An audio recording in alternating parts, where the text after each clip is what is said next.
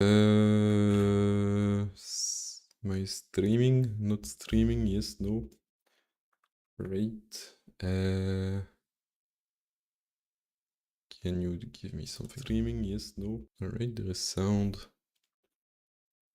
So yeah, today I'm gonna just continue my series of stream on Rust and the embedded Rust on the ESP32. Which I wanted to quickly show, but yeah, so those streams. I think in the first one, I just learned the basic hardware abstraction layer library, making a little LED blink or detect if a button is pressed, learn about interrupts. In the second one, I think it was Wi-Fi related stuff. And on the third one, I think it was also Wi-Fi related stuff, but it was just compiler nightmare. So this time, I did the compiler nightmare thing in the morning.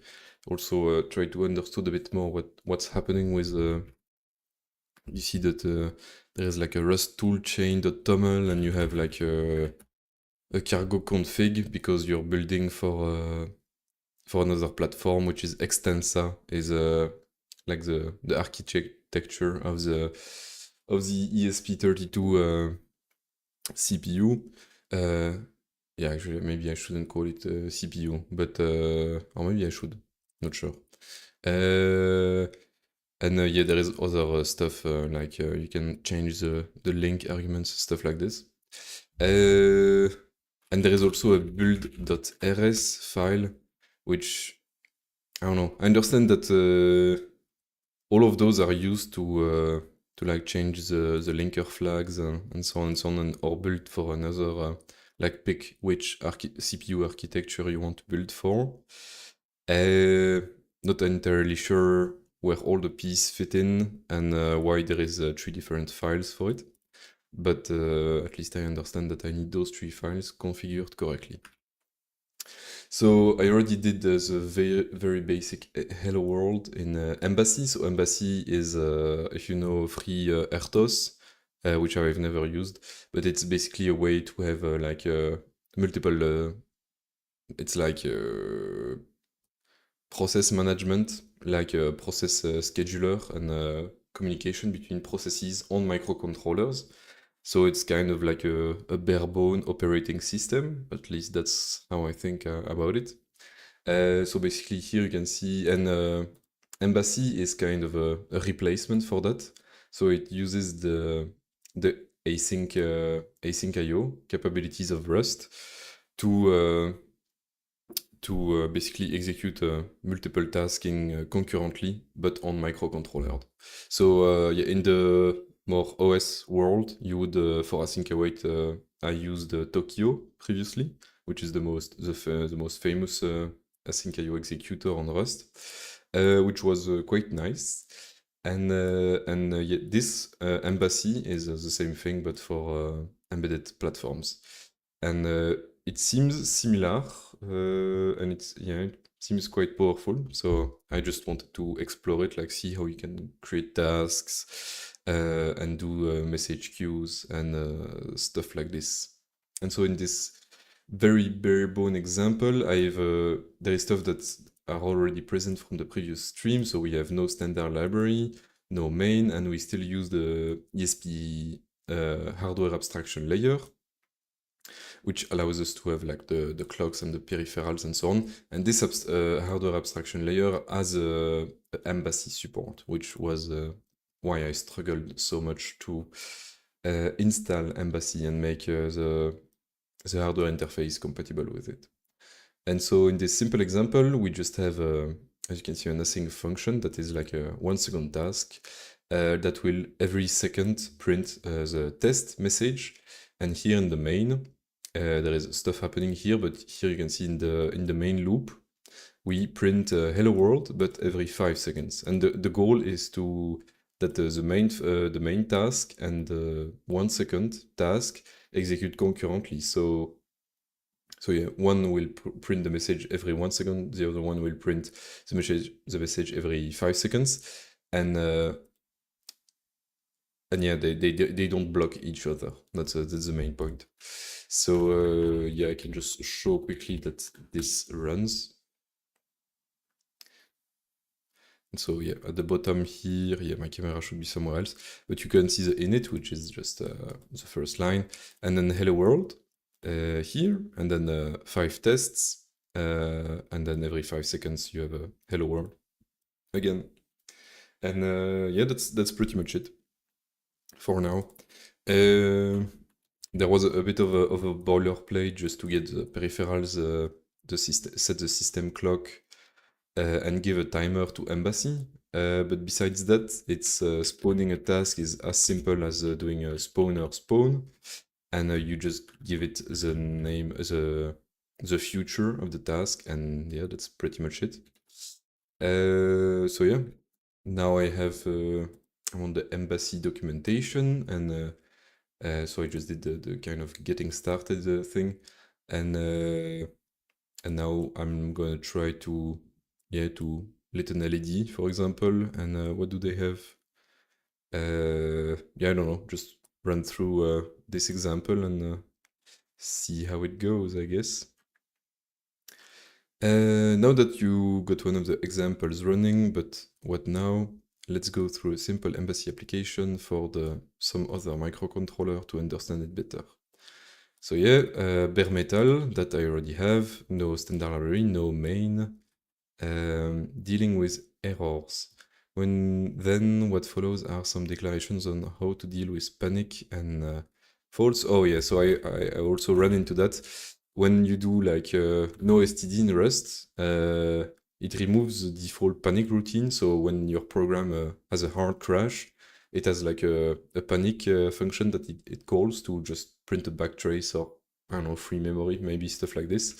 And the default one is not present when you remove the standard library. And so that's what this ESP backtrace is used for. It adds a new panic routine. I don't know if you call it routine, but a panic function, uh, which you can enable with the flag yep, panic handler in ESP backtrace. And so yeah, so they use another. Yeah, they use another panic thing, but I'm fine with the one I have. Task declaration, after a bit of import declaration, the task run by the application should be declared. So here they have a blinker task. Let me rewrite it. Okay, so the task can have arguments as well, that's nice. Let's comment out my 1 second task. And so the embassy task is simply created with a macro called the embassy executor task, and then you just declare a regular async function. Let's just rewrite what they have. They have a mutable LED output, which I don't know what that is yet, which with a static lifetime. So we're gonna have some static variables and interval, which is just a duration, which I already have. This doesn't return anything. I mean, I guess it returns a future, but yeah. So loop forever. LED set high. Okay, they call it LED, but it's just a GPIO under the hood, I'm assuming. So that's LED, and then we still have this time after. So we could use at the start I made the mistake of using the delay of the delay module of the hardware abstraction layer, but of course this delay module is not in synchronous, and so it was just blocking, and my stuff wasn't working. So that's why the embassy has its own time module that allows to do delay, but it does delay in an asynchronous way. Damn, talking too fast.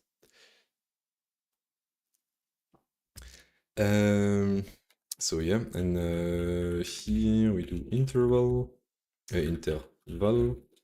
And then we set it to low, and we wait against the interval. And I have an output somewhere, and I also need to declare an LED. An embassy task must be declared async and may not take generic arguments. In this case, we are handed the LED that should be blinked and the interval of the blinking. Notice that there is no busy waiting going on in this task. It is using embassy timer to yield execution, allowing the microcontroller to sleep in between the blinking.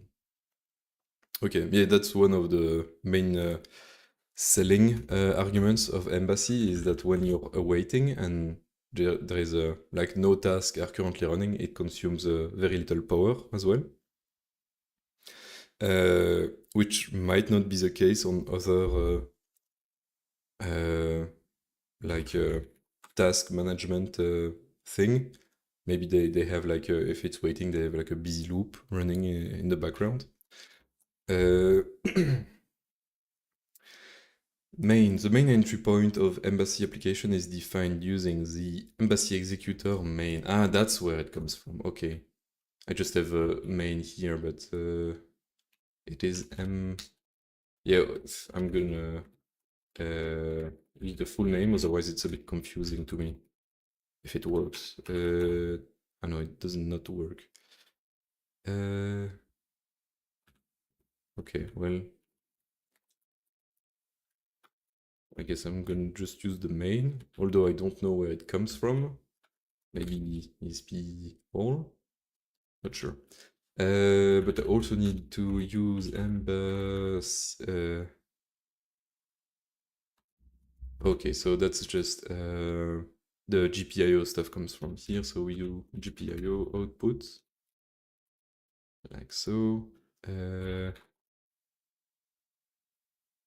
Expected one generic argument.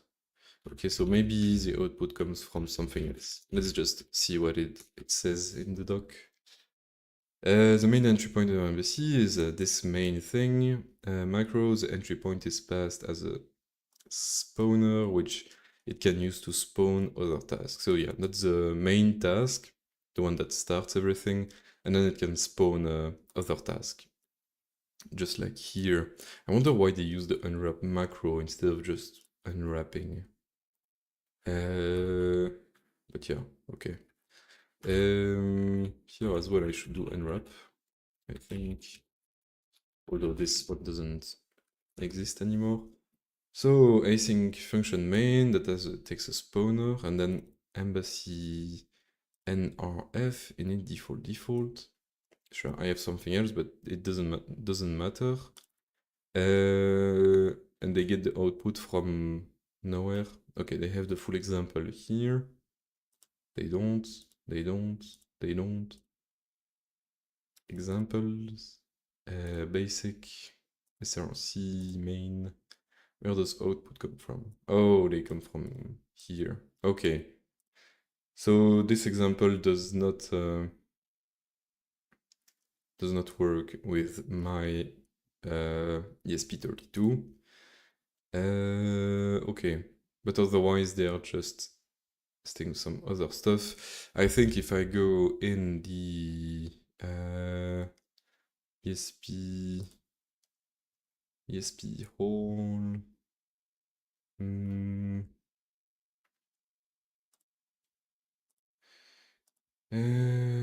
what? Thanks. Oh, thanks for what?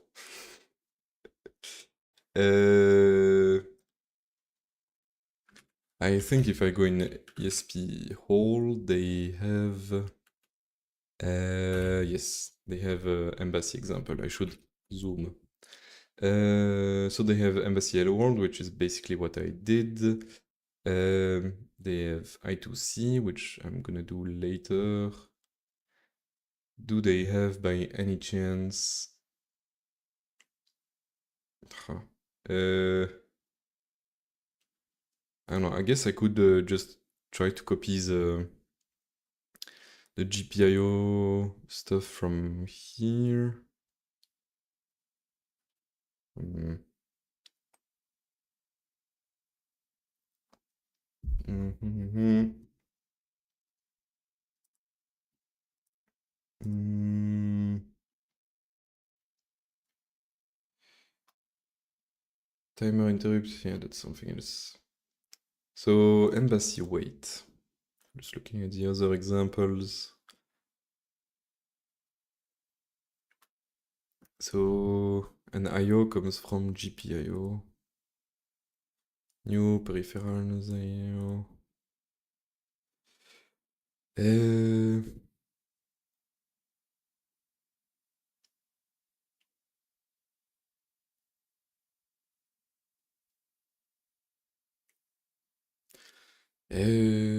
and so the only thing they do is just blink the thing. Okay. Do I have another example where I'll go in my old embassy ESP32 test? Maybe I don't need that, I can just go in the documentation, that's fine as well. So ESP whole GPIO.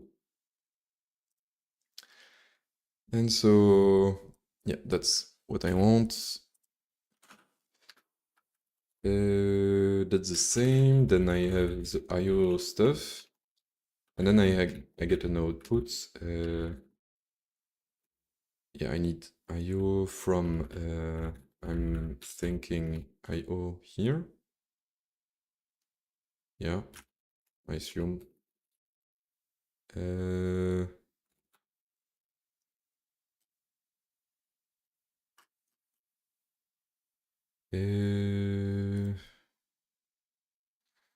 so this peripherals GPIO. What's the IO thing? GPIO IO. Oh, yeah, it does exist.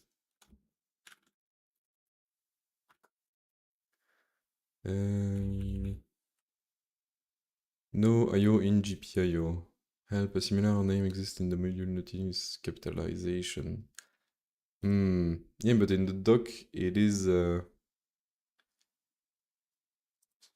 just IO like so. Okay, let's go back to the this example. Commit interrupt with button. Sure, let's check out this.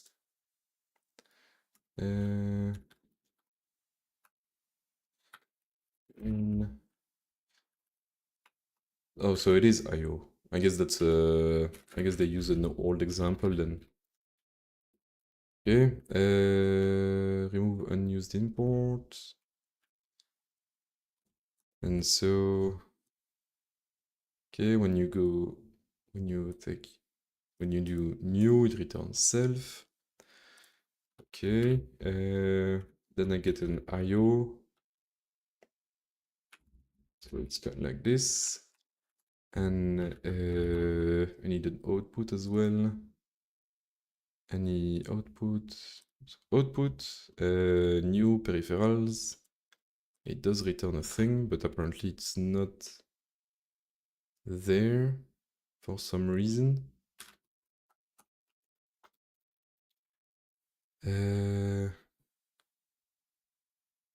LED output. Okay, let's comment this out, comment this out, and let's just try to build like so. Function or associated item not found in output. Yeah, I'm using the same version as in the documentation. GPIO output new. How did that work here? I got an IO, and then where did I use this IO? Oh, I guess I just did IO pins something. Okay.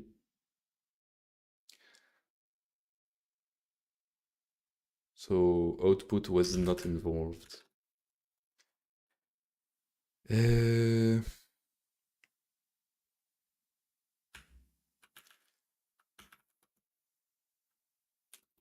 And I just do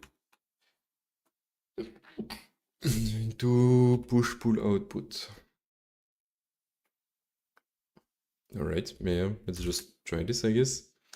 Pins, GPIO, I don't know, what did I use?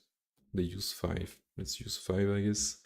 Into push-pull outputs, like so. Okay, and that's a GPIO pin output push-pull. Okay.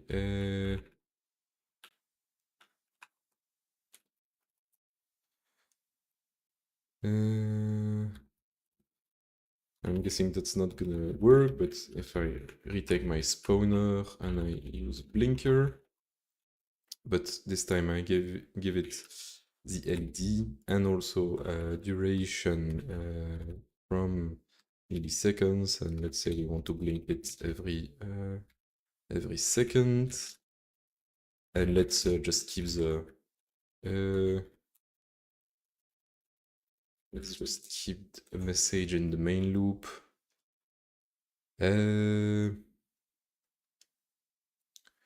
Like so. So, okay, expected one generic argument.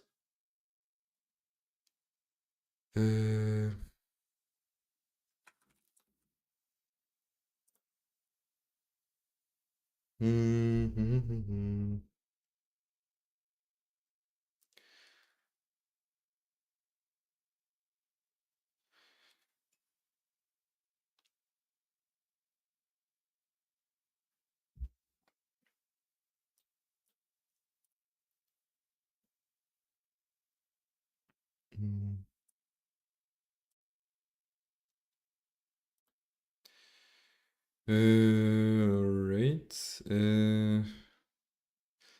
But yeah, they don't really have multiple tasks for this.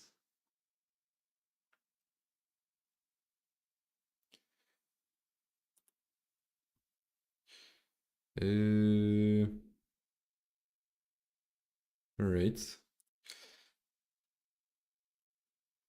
Let's just, I guess, dig here. So I need to fill in the output with the correct things. Can I get the type? So it's just GPIO pin, output, push, pull,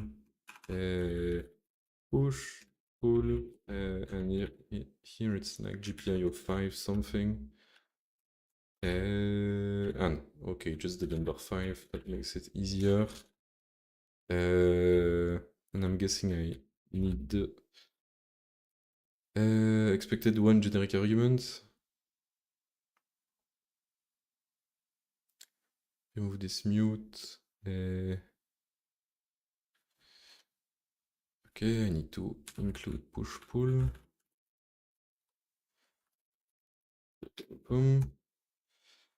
Okay, so now it seems to be kind of working. Still expects one generic argument. Mode,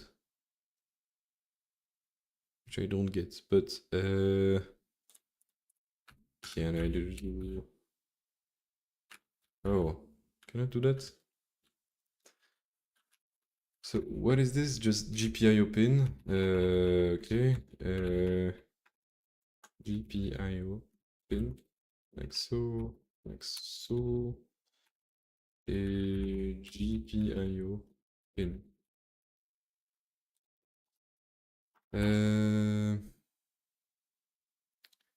Expected one generic argument. Yeah, so GPIO pin output pull. Oh, okay. I'm just sleepy, I guess. The 5 goes here. Okay, can you build? Okay, it can build. Let's go. Apparently I don't need this to be mutable, that's nice. Now can I connect my stuff to some breadboard? And I said what? GPIO 5.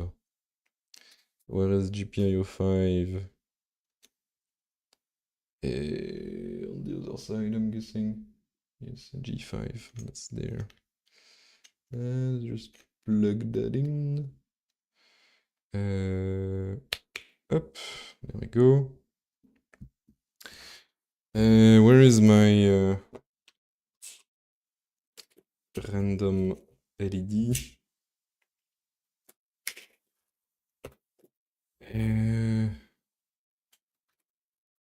Maybe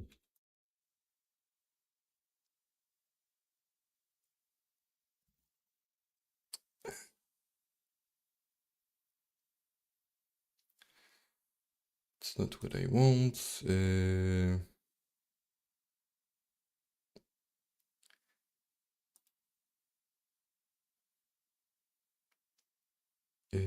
So the short one is negative.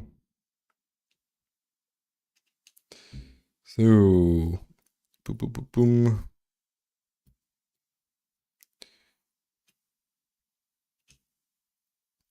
Short one goes to ground. If there is a ground on that side, I hope there is. There is a ground. Up. And the other one goes to GPIO 5. Yep. Maybe I should put that somewhere. Yeah, I'm aware that nobody can see shit, but I'm just wiring up an LED. G5. Oh. Okay. So can I print here? Print ln set I. Whoops, I cannot type anymore. And set low here, and let's try to run this thing. Boom. Let's see. So for now it is lit up. Embassy?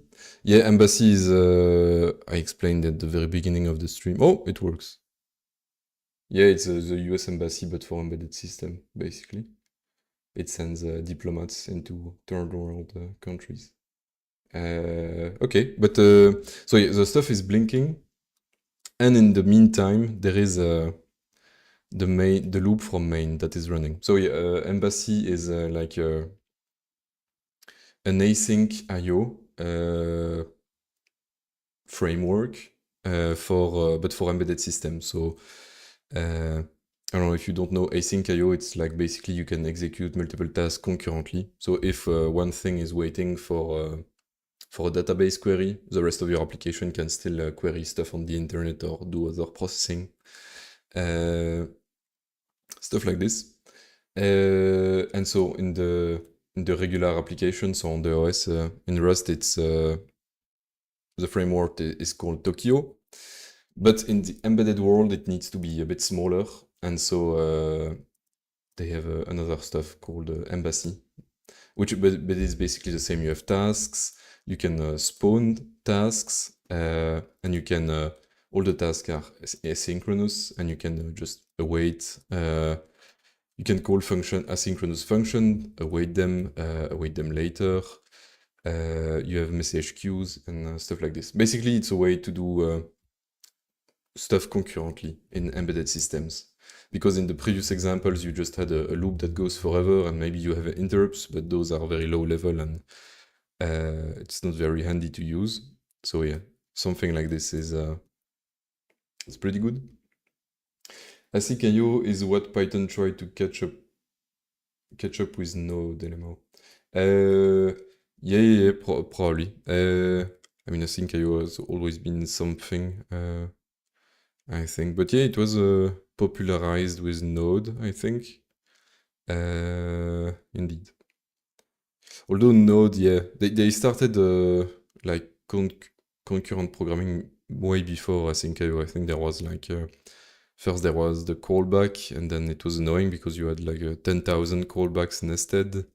Then they did promises, which was a bit better but still annoying. And now we have async await. So yeah. I mean, it makes sense for the web since you have a lot of I/O, and it also makes sense in embedded systems since, I doubt you want to crunch numbers with the microcontrollers, but or maybe I don't know, maybe you could connect some camera to it. I don't know what's possible, but generally there is a lot of controlling I/O, like sending requests, setting up devices, and all of that needs to run concurrently. So yeah, it's nice. Yeah, Ryan Dahl all talks are based on how we do I/O wrong.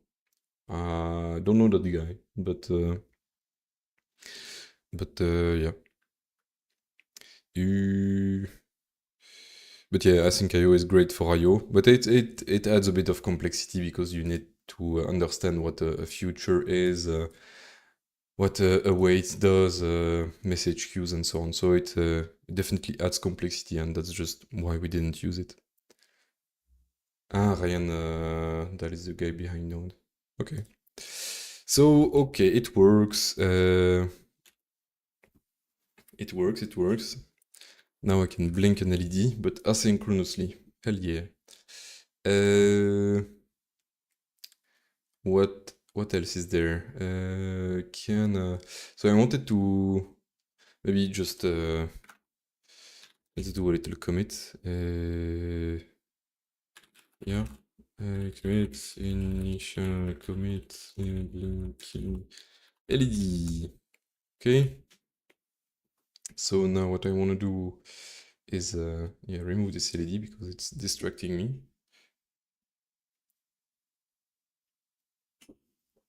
And now I would just like to explore a bit what's capable from the purely async IO perspective. So there is, as I understood, three main packages. There is Embassy Futures, there is Embassy Executor, cannot spell executor, and there is Embassy Sync. So executor is the stuff that executes the task and basically how you spawn tasks, new tasks, and so on and so on. Futures is a futures struct, but I'm not sure what. Oh yeah, I looked at it late yesterday. It's like when you can join multiple concurrent tasks or select one. It's like in Golang, you have the select keywords, same thing. So basically, if you launch like if you spawn three tasks, you can select on the tree and just get the result of the first one that finishes, stuff like this. Or join, it will wait for the three concurrent tasks to finish and return the result of the tree. This kind of stuff. In Python, it would be collect, I think. And sync is rather easy. It's like mutex and all kinds of message queues. So let's go back to just printing something with some interval, like so. It's very nice that you can just pass arguments like this instead of having global variables. Let's just comment out all this. We don't need it. I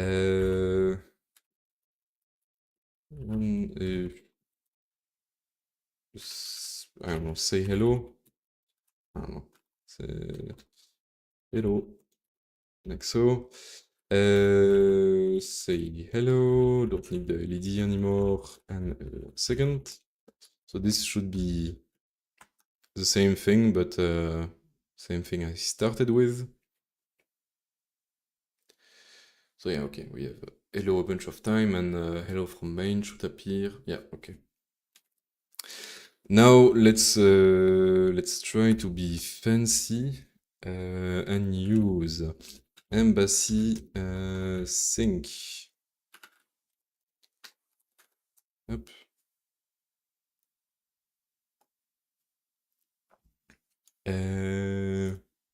No, not Embassy itself. I want Embassy sync, which I hope I already have. Do we have embassy sync? Yes. Oh, you have embassy time as well to explore a bit. Alright. Let's do embassy sync and just play a bit with channels and stuff like this. So, channel, a multi-producer, multiple consumer channel. Each message is only received by a single consumer. Okay. Pub sub channel, broadcast channel. Signal is the latest value to a single consumer. Mutex pipe. Let's just do a channel, see how it's like. So I have to import those, and a channel needs a bounded channel for communicating between asynchronous tasks with back pressure, so it's a bit like Golang, if I understand correctly. The channel will buffer up the provided number of messages. When the buffer is full, it attempts to send new message. The attempt to send new message will wait until it makes sense. All data sent will become available in the same order as it is sent. So it's a queue. It's a queue with a fixed size. Okay, let's just copy this and see how it works. So from MBC sync we import the channel, and then we need a mutex for the channel apparently. Okay, let's just declare my channel here.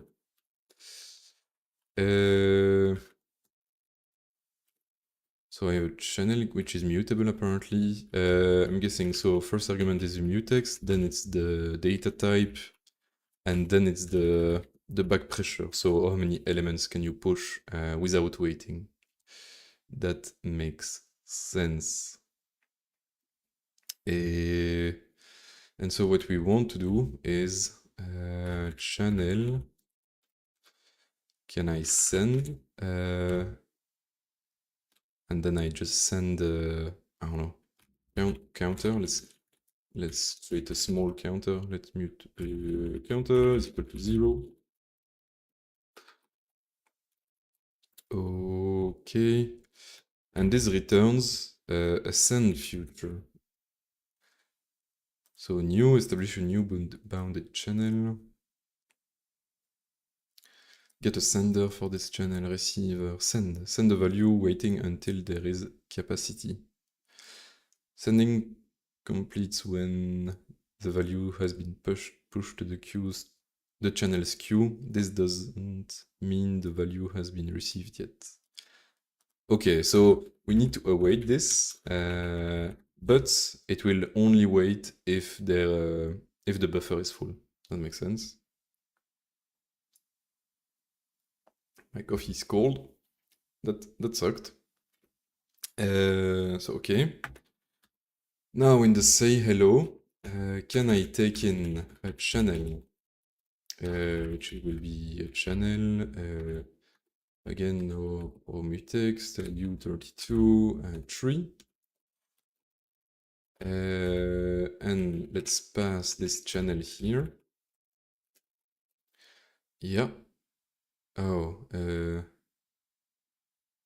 how do you share a channel? Because here I moved it. Does this need to be mutable? Can I? Nope. I'm guessing there is some example somewhere, but the ID is, instead of printing hello, we say received some number, and we do let n is equal to channel receive, and this returns a future, so I'm guessing it will wait until there is a value available, and here we do n, and we don't need to sleep anymore, like so. Up, let's just remove the sleeping. Okay, mismatch to close the limiter, yeah, sure. And so now I need to share the channel between the two. How am I supposed to do that? Sender, receiver. Shall I only give the receiver to the other guy? Let's see. Embassy sync. Let's see if there is a repo. Do you have a repo, my dude? No, no, no. Nope.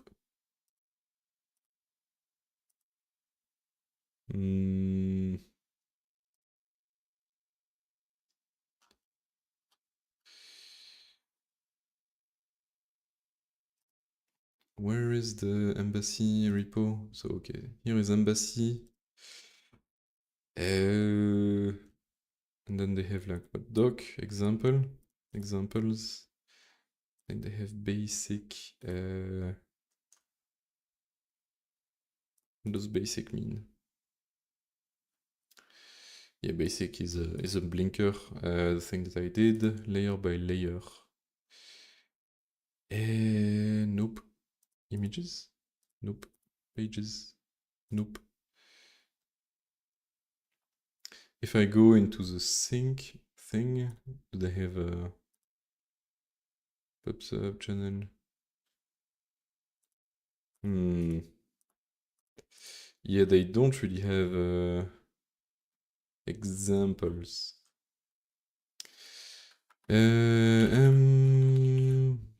Embassy sync examples. Embassy on ESP.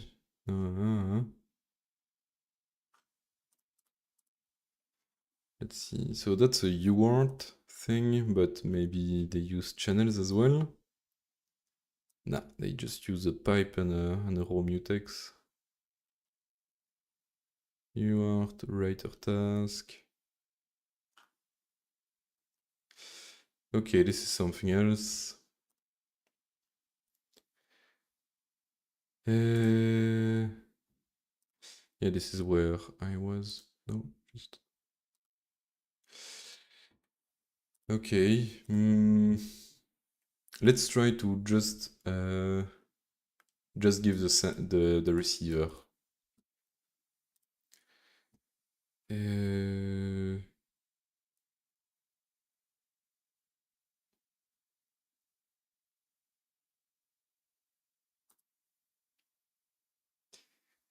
And so receiver get a receiver for this channel. Value moved here, borrowed value. Let sender is equal to channel sender. Receiver is equal to channel receiver. Like so.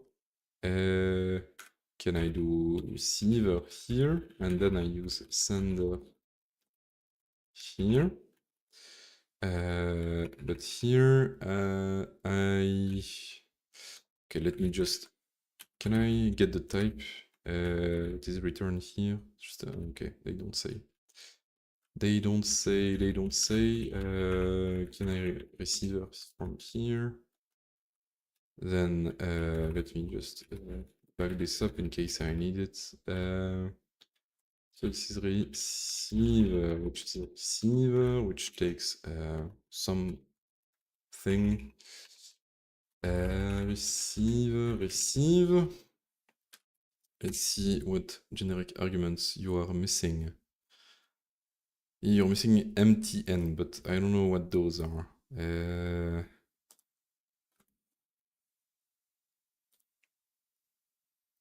Just show me. Receiver, MTN, which is just a channel. Yeah, I don't know how that's gonna solve my move thing. You do have an example.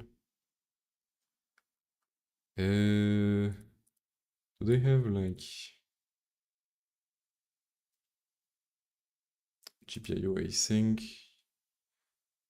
Just trying to find an example where interrupts multicore. Sync, channel. Okay, they do use a channel here. Okay, so they have, oh, okay, so the channel does need to be static. I hope not.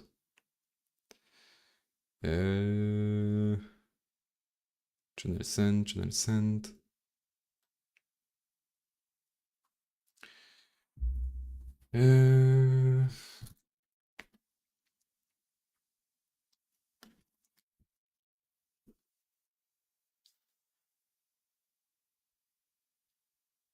I don't really want that to be static if possible. It would be nice if it could be not static. PWM buffered split.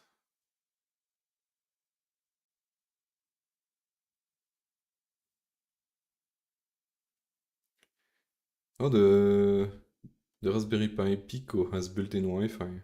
Didn't knew this. That's nice. Uh,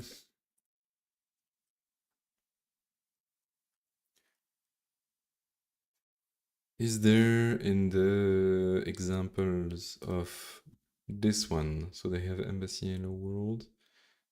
Do they have somewhere where they use the sync multicore? Okay, they have sync signal. LED any output, and then they use this. Okay.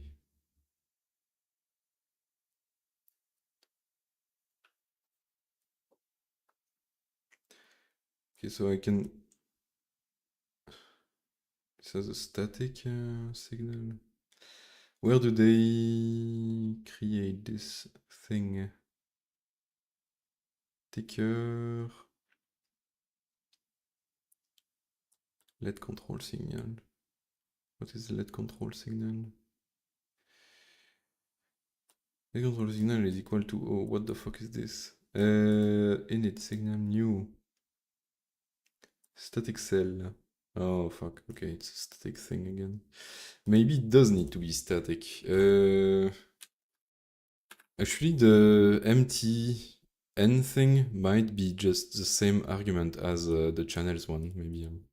So maybe it's just no pro mutex, u32, and 3.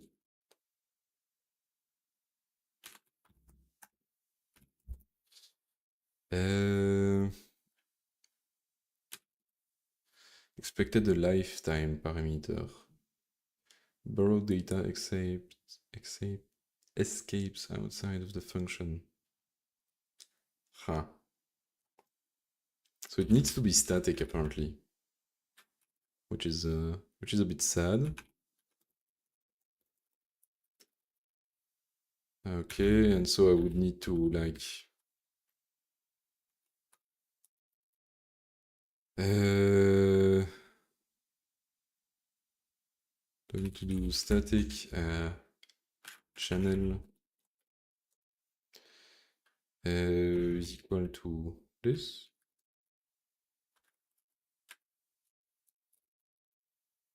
Well, we don't have this, but we have a channel like so.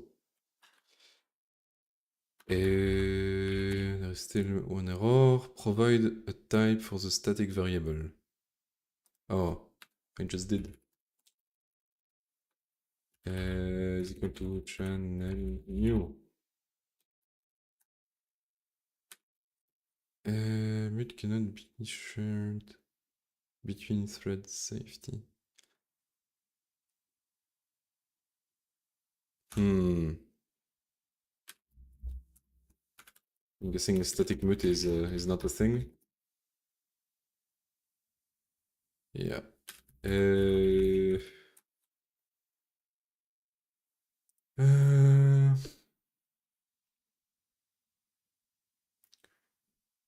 What the fuck is a static cell? I know the ref cell, but static cell? This sounds like different types of incel to me. Okay, I forgot the different types of incel. Cannot make the joke.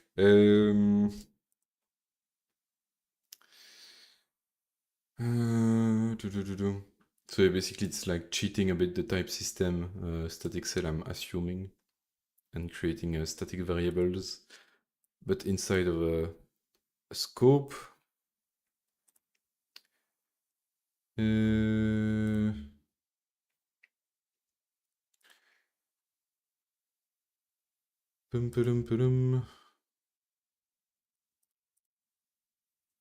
Is there in this thing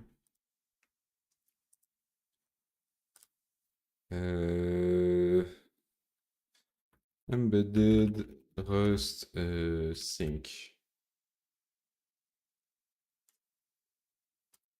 Let's see. Can you like stop bothering me with this message? Long paragraph, long paragraph. A list of primitives, yeah, that I saw. Use cases, I don't care, I just want to see how you do it. So shared atomic U32. They have atomics in this? Oh, atomic waker. I didn't saw that. That's cool. Okay, okay, okay. How about no? I don't want mutexes. Do you have signal? That's cool as well. Channel type. Finally. Okay. And so yeah, indeed it needs to be static, which is a bit sad, but okay. Thread mode row mutex.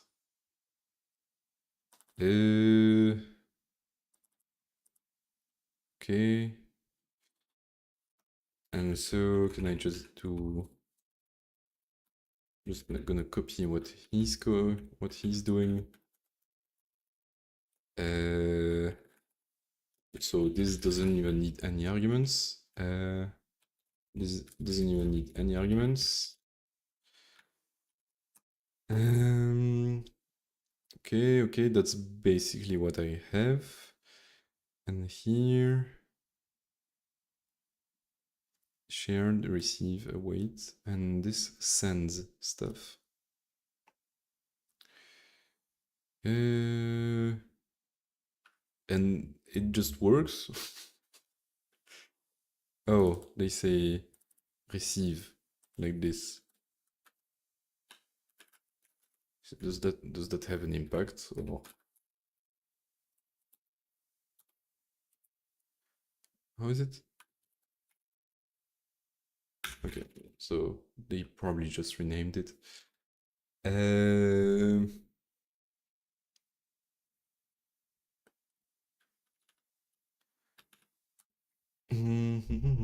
So channel, do they need this? Do they need this instead of no op mutex? Thread, row mode mutex. No, in blocking mutex row. Where is the embassy sync thing? Sync. So thread mode mutex. Thread mode. Oh, I need a thread mode.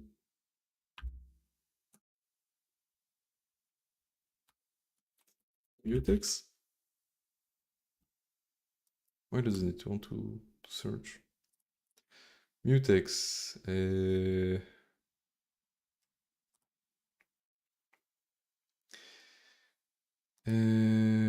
Channel.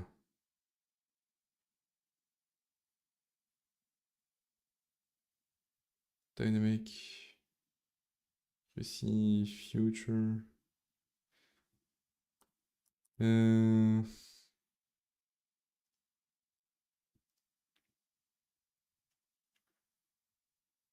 Zero copy channel.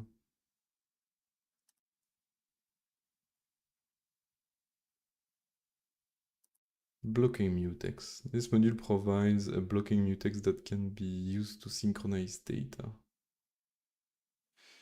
So I have a no mutex row. Transferring data. Okay, so it's in row. Thread mode row mutex. It is there. Do I need to enable some kind of feature flag for this?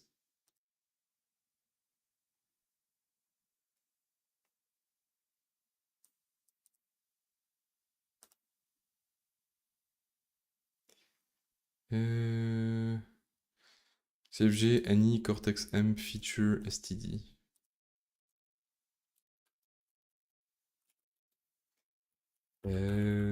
So run is this features is equal to STD.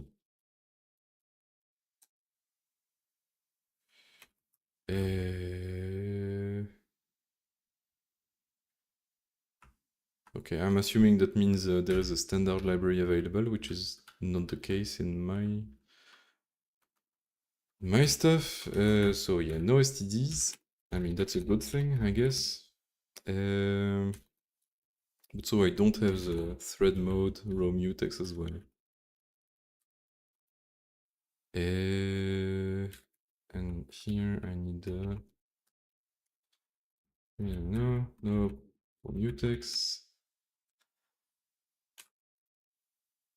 Cannot be shared between thread safely.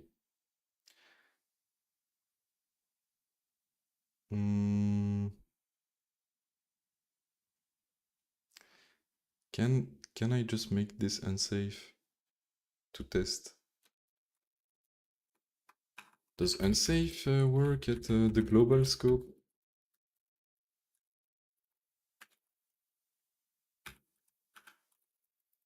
Yeah, no, it doesn't look right. That does not look right. Does this need to be mutable? And then unsafe here.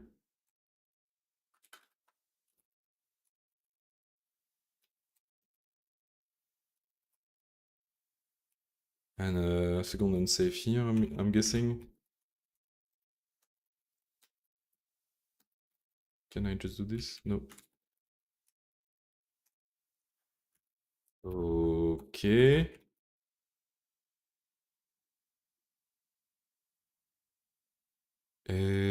Okay. So every 5 seconds, okay, I'm gonna kill this and change this to 1 second, or even 500 milliseconds. Now it should use the channel between the tasks to print the numbers and count. All right.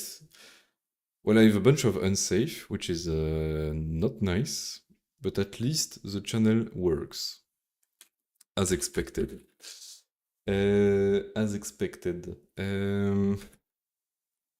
Hi, how is it going? Yeah, it's going alright, I would say. Trying to do concurrent programming, but on embedded platform. In this case, the ESP32. And yeah, of course, it's not as easy as on just a regular OS. But so yeah, the title of the stream is Embassy because Embassy is like the concurrent framework they use for embedded platform in Rust. It's like the Tokyo equivalent, but for embedded platforms. Let's maybe, I want to try something because it says that a channel can be can have multiple producers and multiple consumers. And let's just say call this task 1. Let's just have task 2. Actually, I'm a bit stupid. I could just have an ID here. Print counts, and I will just say just ID is an with an I32. All right. NHA receives in this, and let's print the ID of the print count. Here, let's spawn print count number 1. Let's spawn another print count. And now, if I understand correctly, they're each gonna try to receive or not. Or not. But if I only have one of them, it should be alright. But I'm guessing the unsafe stuff is unsafe.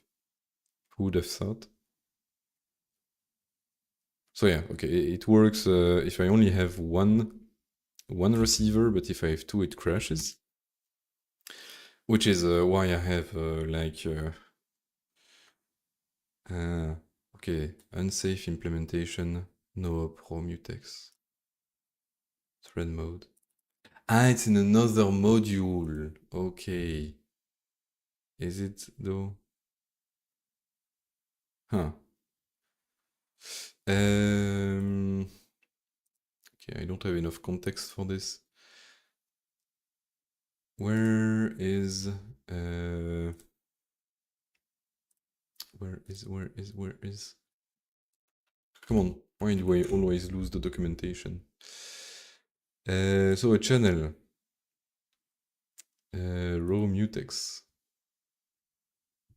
This mutex is raw, which means it does not actually contain the protected data, it just implements the mutex mechanism. For most users, you should use super mutex instead, which is a generic over raw mutex. Okay. Okay.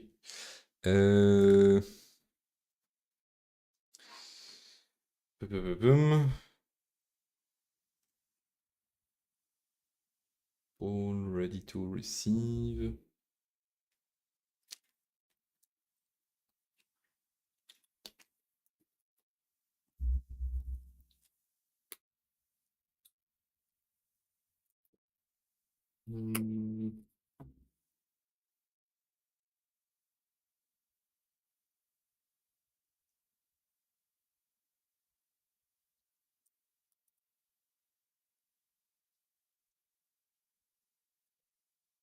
Oh. Be right back.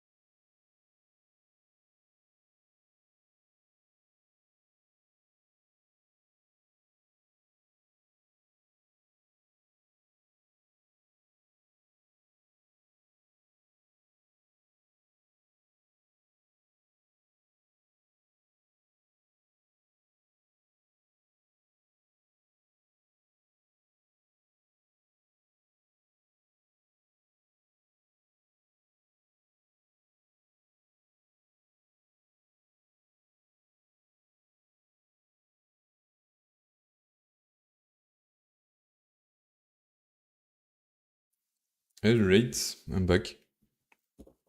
I guess I'm gonna watch Furiosa this evening, which looks, well, if it's anything like the previous Mad Max, it's gonna be awesome. So yeah. Mm.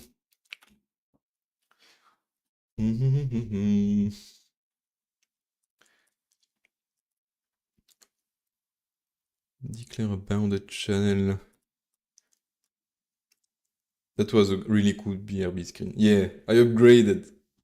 Well, I should put it. There will be no mic. Yeah, I put like the gradient on the letters, and a video of the Galaxy simulations. Wow. Yeah, I guess yeah, I did posted some shorts about the Galaxy simulation stuff, but I haven't done any videos, so maybe nobody knows. But I am writing a little Galaxy simulation. CD and body. And can I run and body? Like so. And yeah, as you can see, I mean, maybe the compression of YouTube makes it utterly disgusting, but yeah, it's a Galaxy simulation. And I'm currently trying to port it to CUDA, but it's fucking hard, man. Just I mean, doing CUDA for like just matrices or regular arrays where you just need to iterate on them, that's okay. But here I have a tree data structure to partition the space, and doing tree stuff in parallel. Nightmare. But anyway, which library did you use? I think I just used SDL to display that, but the rest I just made myself. Yeah, that's it. Just the standard library for multi-threading. I have some SIMD stuff as well in there. The CUDA stuff, but yeah, and to display, I think it's SDL, if I'm not mistaken. And body, let's see, main. Yeah, it's SDL. So yeah, that's it. Anyhow. Rust? No, it's in C. Just plain C, and in C and CUDA now. CUDA, which is just C++, but with GPU stuff added.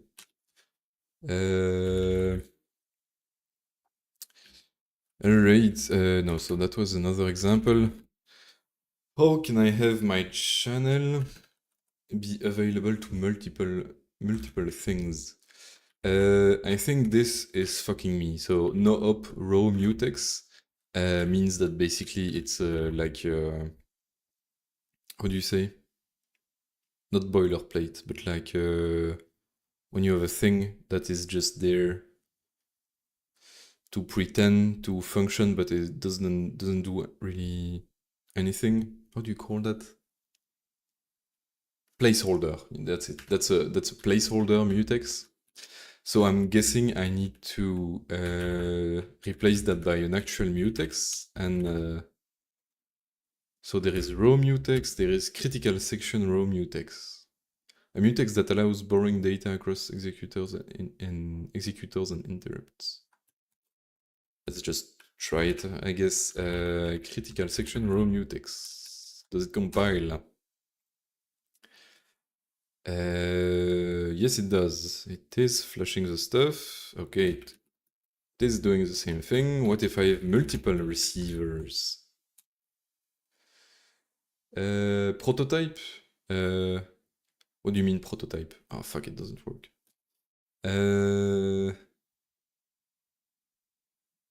On error value busy.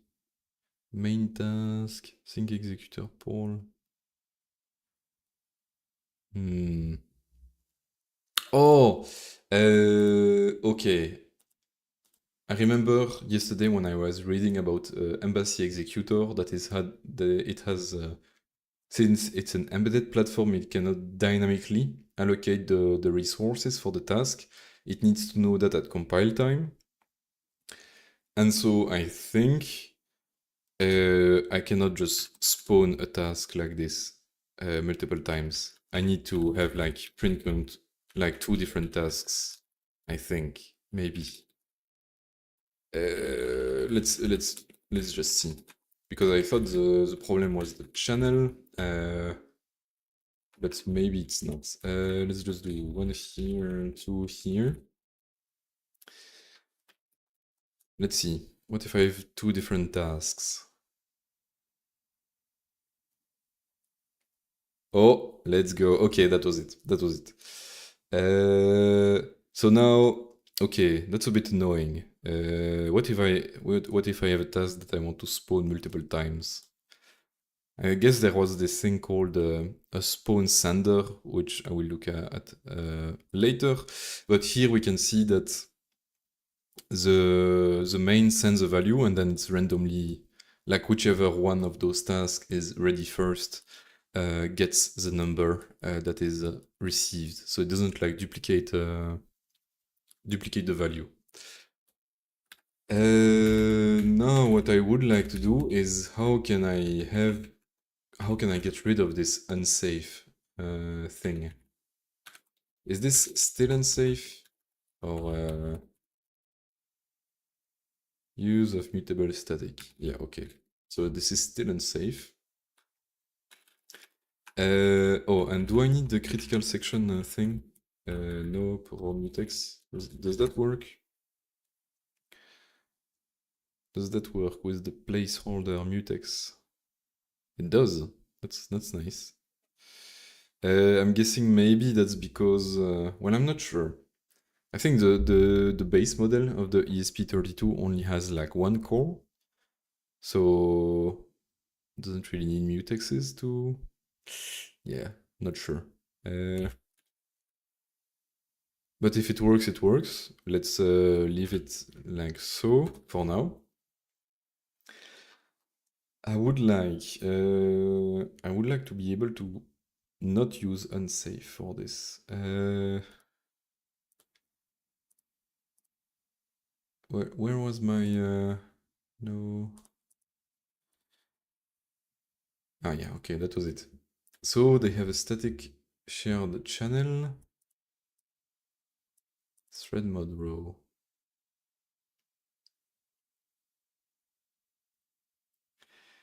Ah,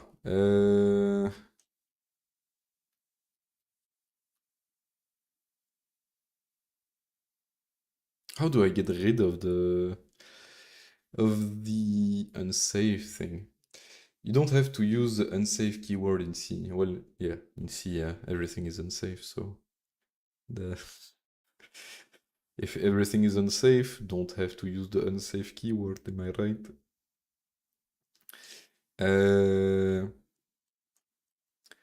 Boom, boom, boom, boom.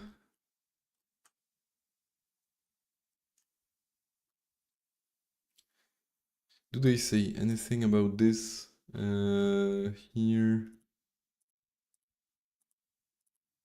Wait, embassy sync. Do they have examples by any chance? Do they have examples by any chance? Where are we? Oh no, I looked at it, they don't. So if I go in, for example, channel, can I... So they have a sender, send only access to a channel.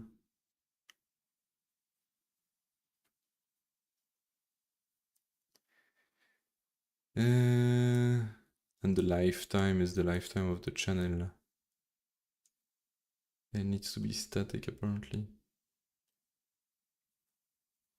Huh.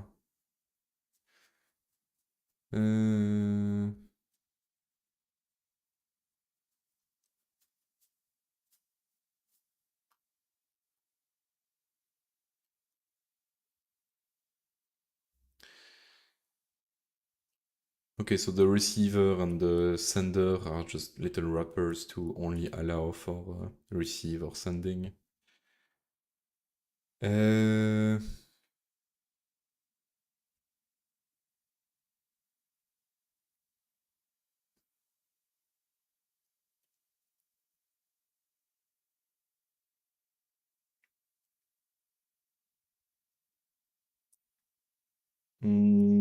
can I declare the async function with a lifetime parameter?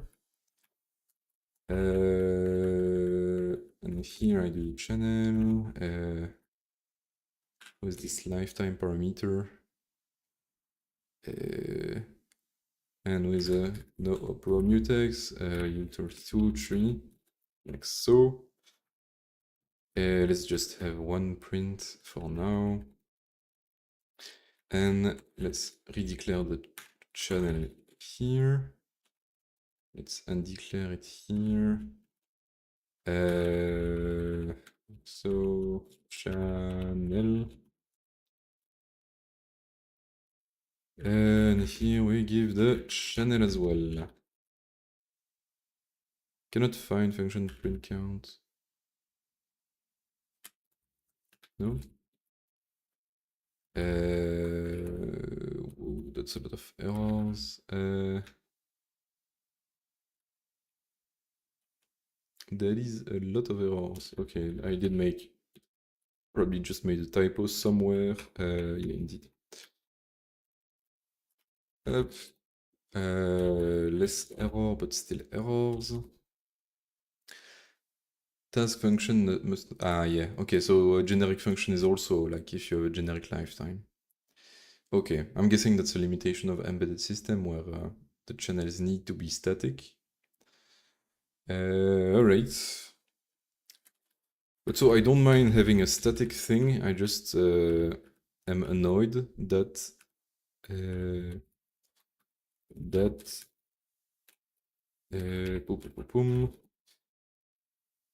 that I have to use unsafe. And so to remedy that, I think they use a static cell first.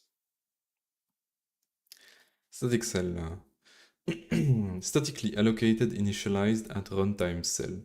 Static cell provides no STD compatible, no alloc way of reserving memory at compile time for a value, but initialize it at runtime and get a static reference to it. This is useful for the following scenarios if you need a static lifetime t, but t cannot be constructed in const. Yes. If you need a static mutable, that's my case, not just a static. Okay, and here we need a static mutable, but we don't want to use unsafe everywhere, and this is why it's useful. Alternative, if you can use alloc, you can just use box leak. If you're okay with unsafe, you can use static mut. Okay, but I'm not okay with unsafe, so okay. If you need to just, instead of this, there is a once cell, not a thread safe though, and once lock. Okay, let's just install this and see how it looks. Cargo. Do I already have it installed by any chance? Nope. Let's just do cargo add static cell. Yeah. I hope it's with this and not that way. I think so. All the other stuff have dashes. Oh well. Oh well, oh well. Let's see how this works. I just do use a static cell, which is simple enough. Static cell. Now I need just a static, and I just wrap this in a static cell. Is equal to static cell new. Yes. Now I would like to get rid of my unsafe things. Please, sir. Yes.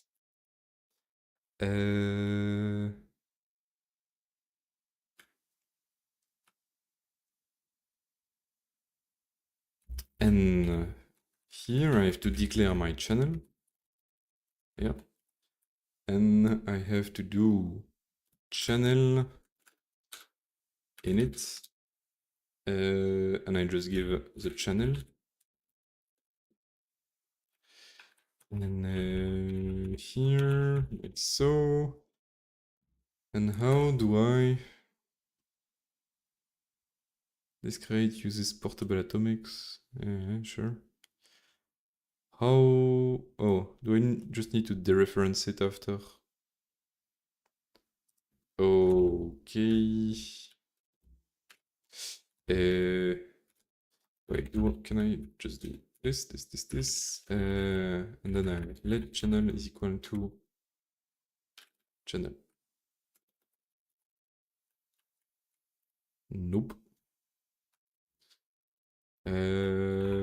Can I do channel like this? Nope. Nope, that's not what I want. I want to build method not found on static cell. Yeah, but what methods is found? I have init into uninit, init with. In the example, they seem to just dereference it.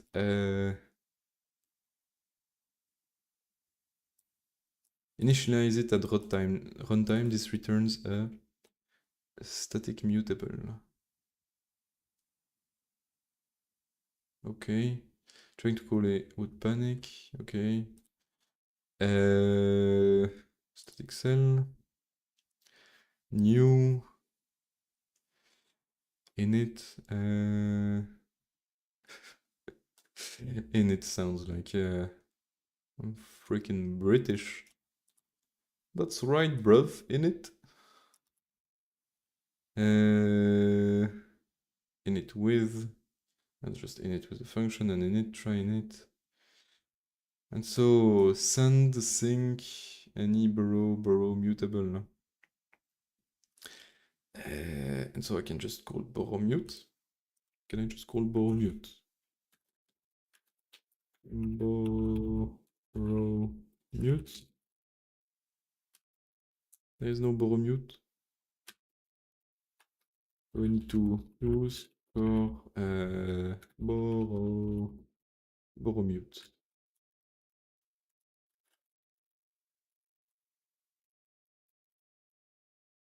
Mute static cell channel. Method not found. What do you mean? Oh no, it's still a static cell. What the hell?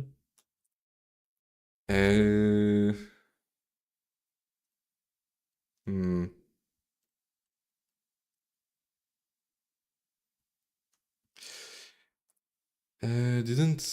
Wasn't there like an example somewhere that used static cell? Okay, yeah. Oh, but they use static here. Okay. Okay. So it's getting a bit confusing, but I can do static channel is equal to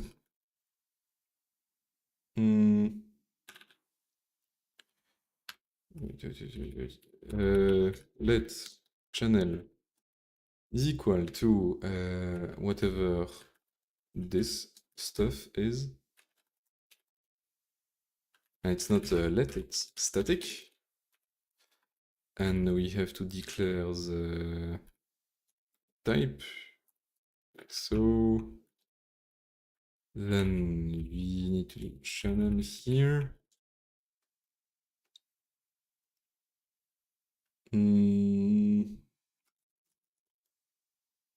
Yeah. Let me comment some stuff.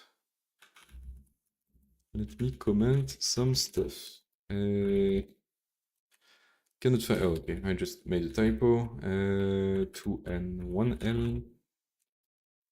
Can you build? You can build. That's awesome.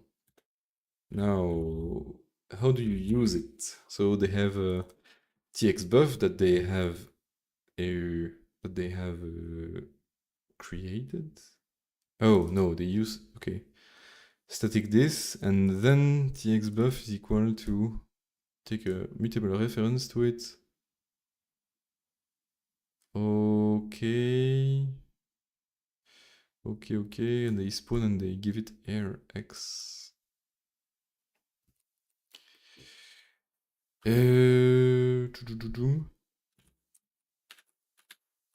Okay, so I can do channel all caps.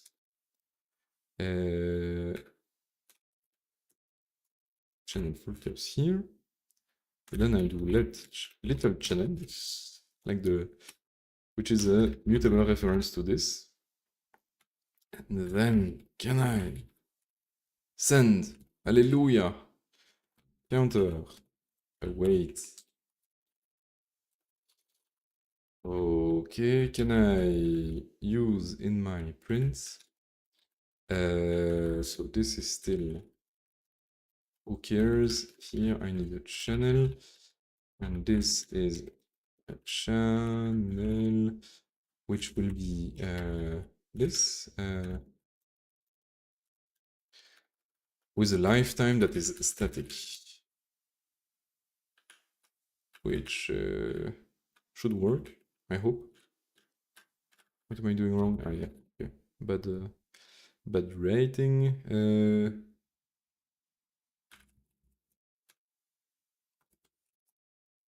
Okay, I cannot type again. Ah, yeah, forgot a comma. Expected 0 lifetime arguments. Ah.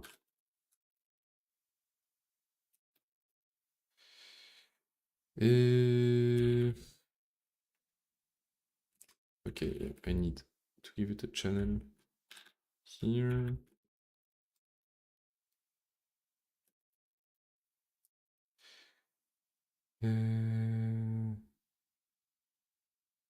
Expected channel, no pro mutex, found mutable reference.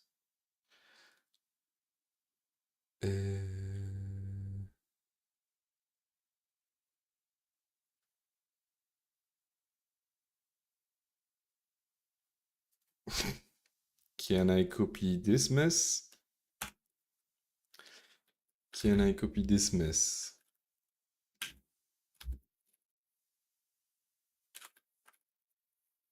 I cannot.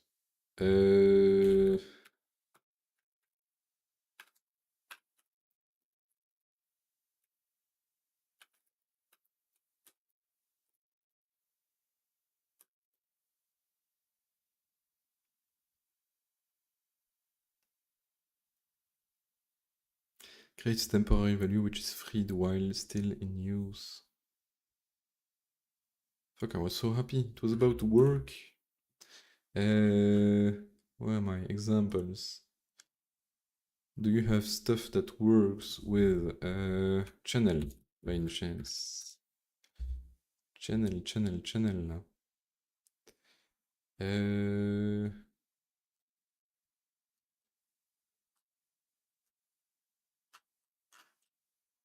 Examples. Okay, so there is an example of a channel. Maybe I should have just went there directly.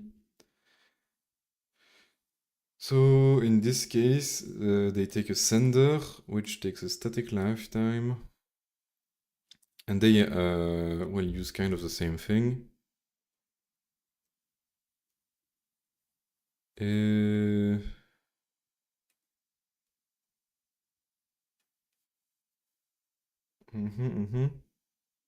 They give it the channel sender, and the channel is in it this in. Apparently there isn't there. Oh, does it work? I can build it. How awesome is this? How awesome! Okay, so now I can like not use unsafe. And I can pass the channel as an argument, even though it's static. Yeah. And this is GU01, yes. And so this is the same thing. Does it work? Can build it, can I run it? Can I run it? Oh, it's only, okay, it's received in one as well. Okay. Okay, the pattern is a bit strange, but it is using the two of them, so works for me. And there isn't like any duplicate or weird behavior, which is nice. Okay, so that works. Can I do... And just to make it clear that this is a receive, just to play around. So we can separate the task by having just a sender and a receiver. And this is a receiver.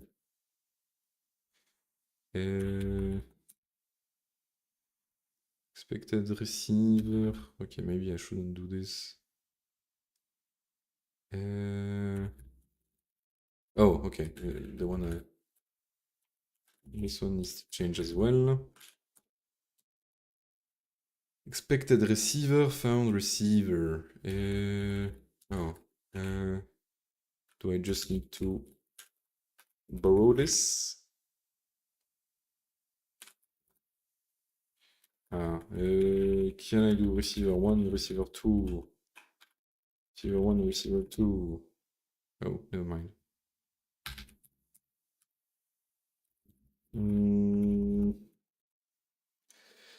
Borrowed value does not live long enough. Argument that receiver is borrowed for static.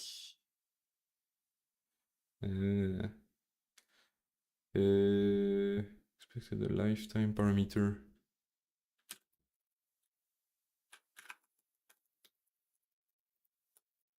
Okay, but in this case, I think it's not a reference to a thing. Wait, like this. And I need to remove the, okay, I think I understand. Okay. So the receiver itself contains a reference to the channel, which itself is static. And so the lifetime generic needs to be static because it's the lifetime of the channel, not the receivers. The receiver will just be copied by value, I assume. And this still works, right?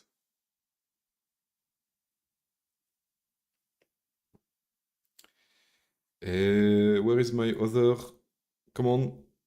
Receiving one as well? Somewhere? Fuck. It's not receiving in one.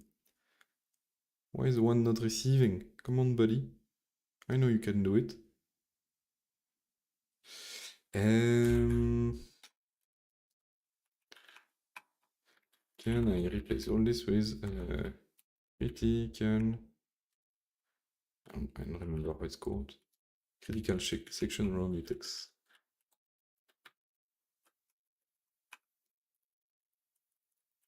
Yeah, maybe I shouldn't use like random shit.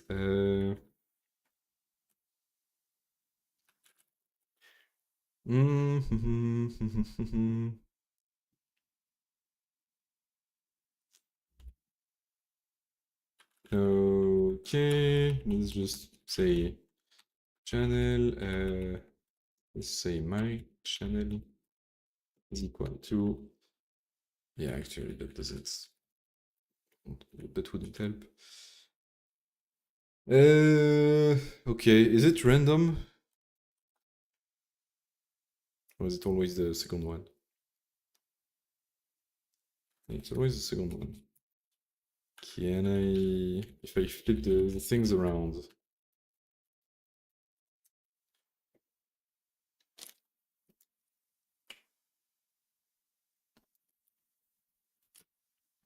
Yeah, okay, it's always the second one. Can I do clone? Can I do clone?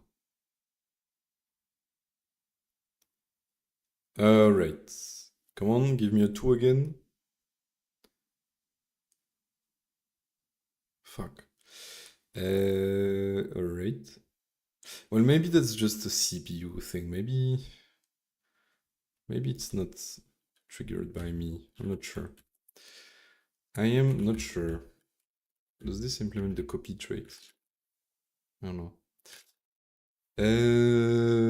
Okay, so now I don't have to use unsafe all the time, and I can declare my static variables in a scope, which is a bit strange, but it makes it a tiny bit more readable. Actually, it's not strange. You can do the same thing in C, so never mind. So yeah, that's good. I think that's easier to work with than having like a random global. Even though it's the exact same behavior, it looks cleaner. Okay, so that's channels. Let's commit it. Channel. Okay. What else shall I do? Let's try the. I think there is a broadcast thing as well.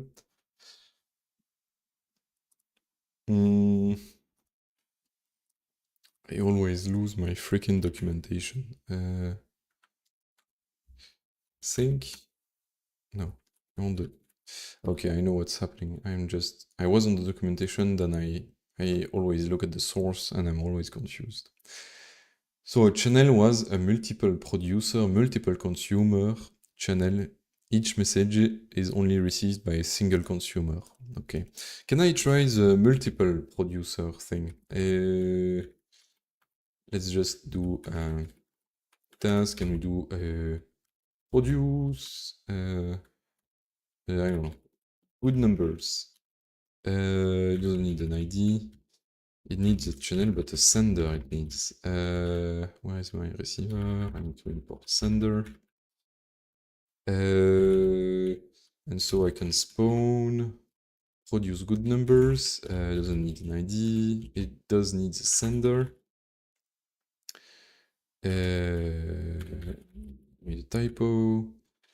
No method received, found. Yeah, that's because we're gonna have a let counter that starts as at 1,000 here, and we're gonna do channel send, and we're gonna send counter, and so basically the same thing that is in main, but I just want to see if I can have multiple producer. Yeah. Okay, need to make this mutable. Okay, so now main is producing numbers from starting from 0. This other guy is producing numbers starting at 1,000, and we are gonna see how it goes. Oh, also I should add a delay here, and just for fun, let's make this delay fun. Yeah, this is fun, guys. We are changing the delay. Are you entertained? Yeah, just to see a bit of desynchronization between the produce good numbers and the main loop. Let's just have a different time between them. Let's see. Okay, it compiles. That's a good thing. Okay, and now we can see if I cut it that each of the messages are if each of the numbers are being produced. I'm super entertained. Yeah, I know. How many years did you spend learning Rust? I don't know. I started when I was 19, I think. So 5 years ago, and I've used it on and off a bit for some side projects. I've never used it at work or like for months and months at a time, but yeah.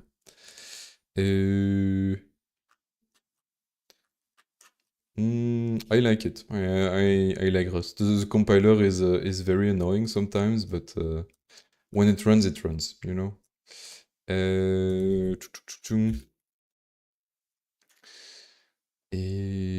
And it has very nice abstractions, I think. Because C++ has like fast abstractions as well, but they're a bit more clunky to use.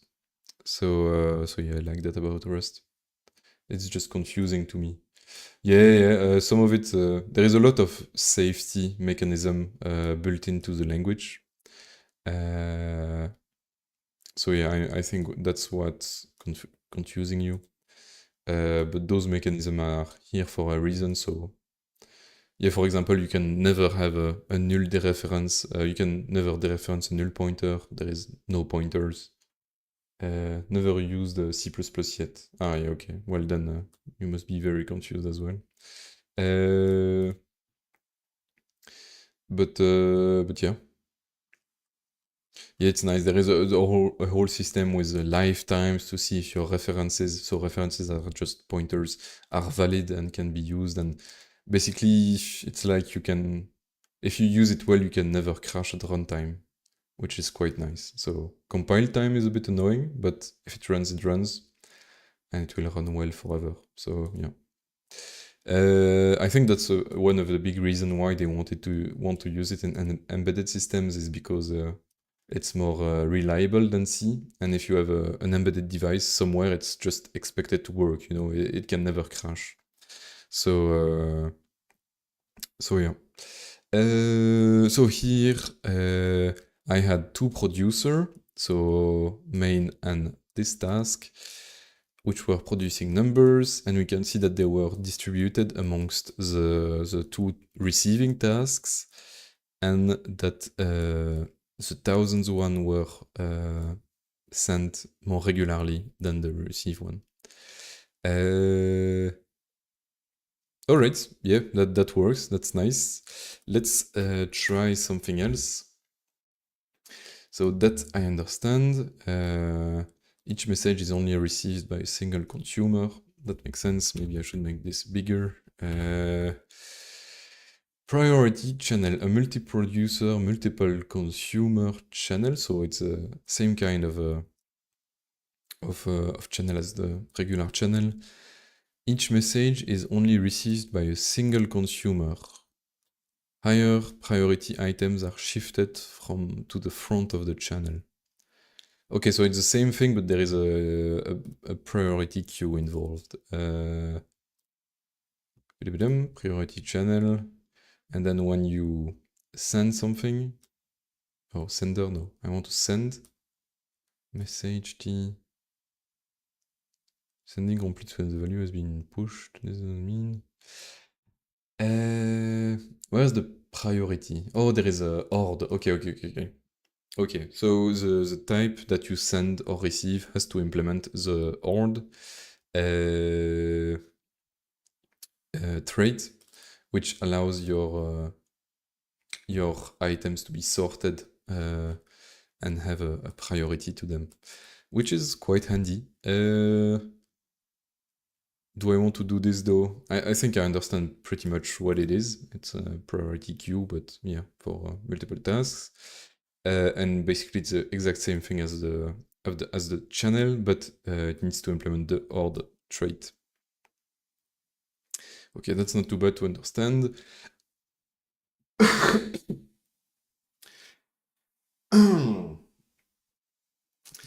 Next, there is the pub sub channel.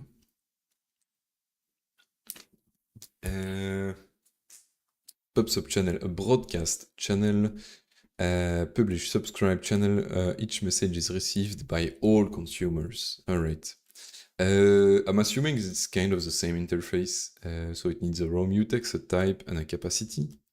Oh, it needs also other stuff. It needs the subs and the pubs. A broadcast channel, any published message can be read by all subscribers. A publisher can choose how it sends its message. With publish, the publisher has to wait until there is space in the internal message queue. With publish immediate, the publisher doesn't await and instead lets the oldest message in the queue drop if necessary. Ok, d'accord. So they declare the channel, and you need to specify the number of subscriber and publisher, which is slightly annoying, but oh well, it's already nice that we have a pub sub channel in embedded systems, I guess. This is a generic subscriber with, I'm guessing also this is checked at compile time, so you cannot really make a mistake, I'm assuming, I hope. This is a generic subscriber, dynamic subscriber, All right. No, that was not it. This is where I got the example previously. So that's a mutex. That's a mutex as well. This is a signal channel, which I just did, the pub sub channel. And so what they do is they still have this static thing. For some reason they can use it without the unsafe. I don't know how they do it, but oh well. Maybe the thread mode mutex is there for a reason. So they have a publisher, they have a second publisher. And here they spawn the publishers. They have one subscriber, next message pure, and they get the value of the... Okay. Which is... I mean, the names are a bit different, but basically it's similar, I assume. Let's try it. Can I just git commit add and push that on the previous commit? And now let's try to have a pub sub channel instead. Critical section is not needed. Pub sub. I think just pub sub channel. Publisher and subscriber. Assuming we're gonna need all those. So this stays the same. This changes and this changes as well. Next, we need to do a static pub sub. Let's just call it that way. Let's again use a static cell, then we do a pub sub channel that has a no bro mutex. Again, it will just send unsigned integers, capacity of 3, because why not? And then let's have 2 subscribers and 2 publishers. I wonder if it's like a maximal amount or if it's just the amount you need. Well, I can try that later, I assume. And this is going to be equal to a static cell new.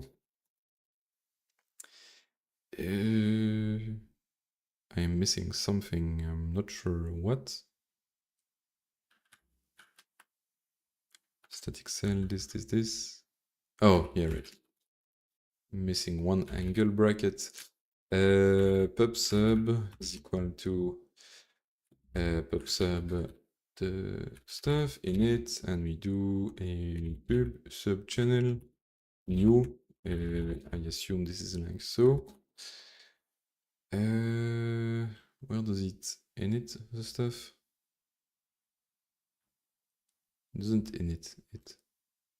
Pub sub channel. I mean, yeah, okay. They use the weird stuff that I don't understand how they are allowed to do this, but that's fine. And then they just do subscriber and publishers. Okay. So in the main, it's gonna be let publish. Actually, can I? That's not needed. Can I have? So my print count will be the receiver, but can I just give it the pub sub?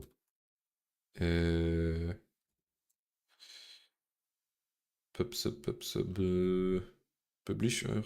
No, subscriber. Okay, the terminology is a bit different. Subscriber. So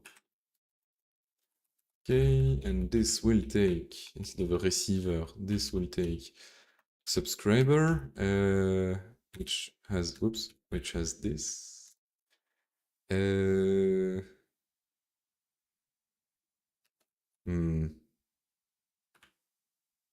Okay, let's just pass the pub sub channel around.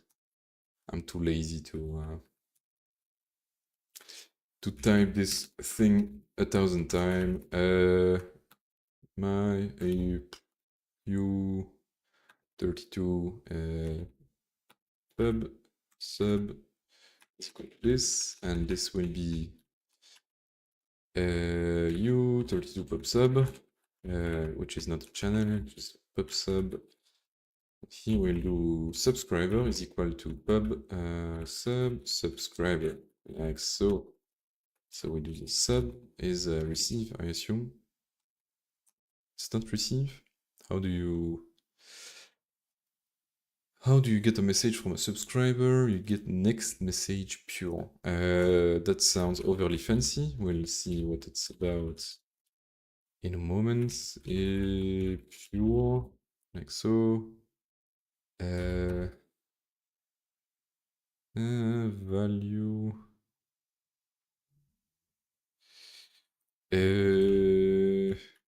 Next message pure.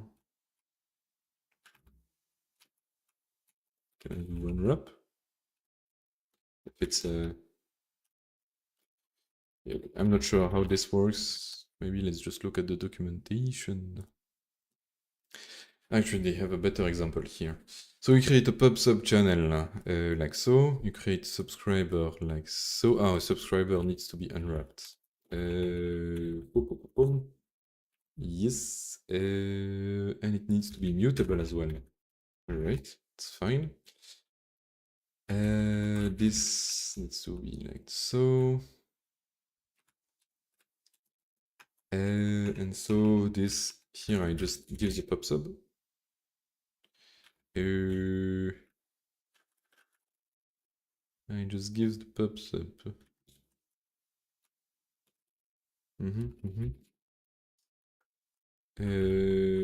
Can I build? Can I build, please? Give me the build, please. So expected this, found a mutable reference to it.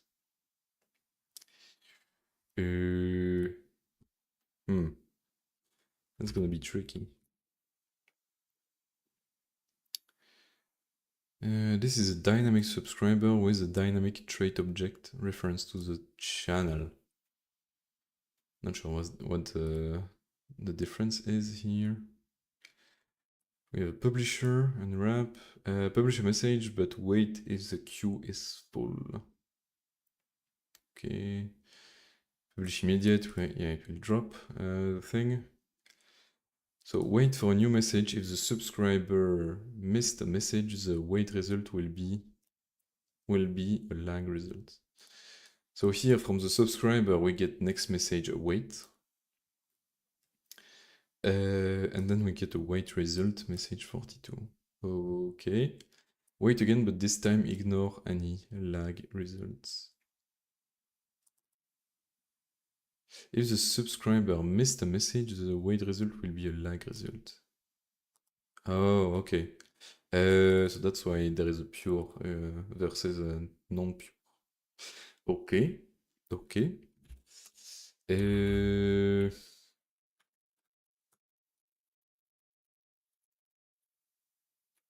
Oh no, okay, no. This needs to be mutable.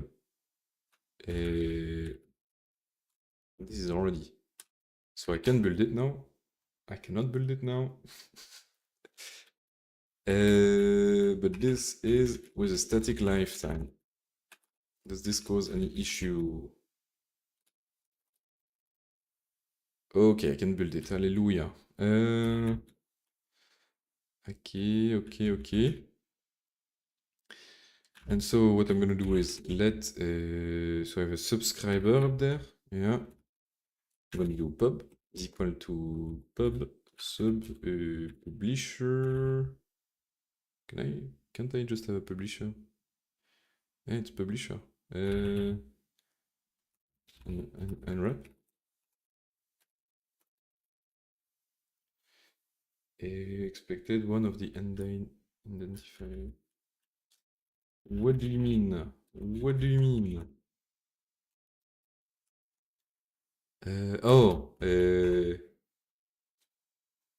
Yeah, pub is a keyword. My bad. Yeah, let's just have pub 0.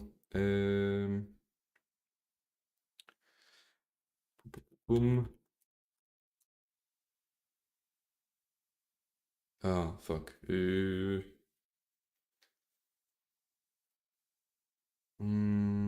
Cannot borrow pubsub as immutable because it also is borrowed as mutable. That makes sense. And yeah, if I change the order, that does not change. Yep. Yep, yep, yep.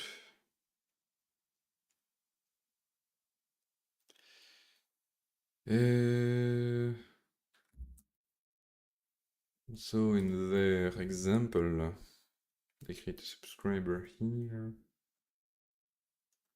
Ah, yeah, they just have the thing to be a global one.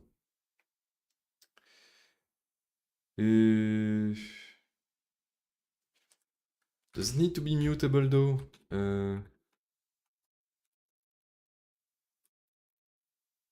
Yeah, okay, it just doesn't need to be mutable. That's much better. So here I have my publisher number 1, my publisher for the main.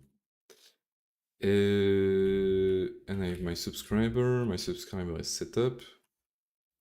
Next, in the main, I want to still have this delay. I still want to increment the counter. Instead of this, I want to say publisher 0, publish. And then I just publish the counter, I guess. And I need to await. Can I build? Yes. Can I run?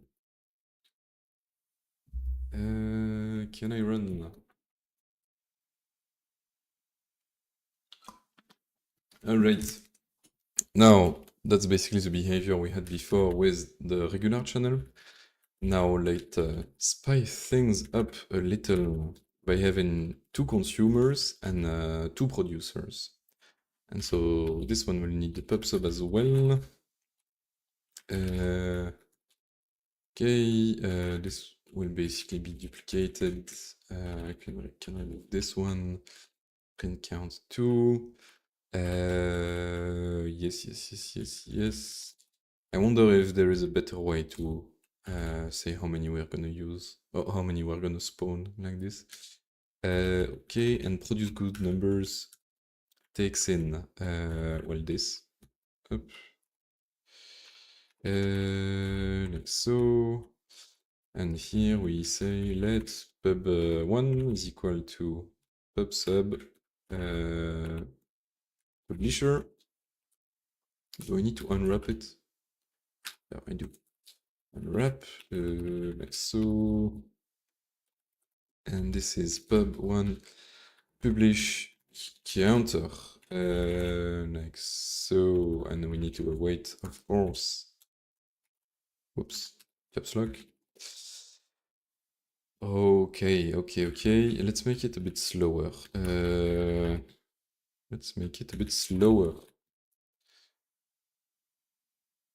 I can run it. Okay, let's see.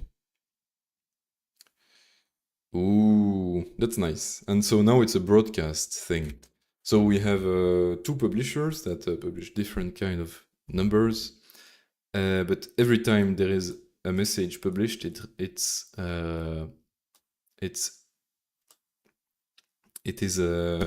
shared with the two subscriber tasks. So it broadcasts the messages to every single task that has a subscriber. That's really nice. And it wasn't too different from the channel one. Now I wonder, so if of course, here I have 2 subscribers, 2 publishers. If I put 1, it should crash, I think, but let's make it crash. Okay, and so it's at runtime. That's nice as well. Okay, and if I put 2, all of a sudden all my problems are solved. Yeah, hooray.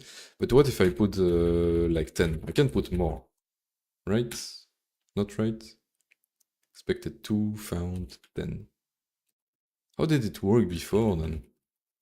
So confused because I had 2 and 2, but I removed those. And it still worked. So, yeah, I'm a bit confused. What if I put a 3? Okay, it's a bit strange, but at least it's checked at compile time, so I don't mind changing those kind of stuff at compile time, especially if I have a constant at the top. Oh, okay, maybe it just needs to be like const. Yeah, like if I do u32 pub sub, I don't know, can I do subs is equal to 2, pubs is equal to 2, and I do, c'est quoi? What is it? It's subs first, then pubs, yes. Can I do i32? i32. What do they want? They want usize. Usize, yes.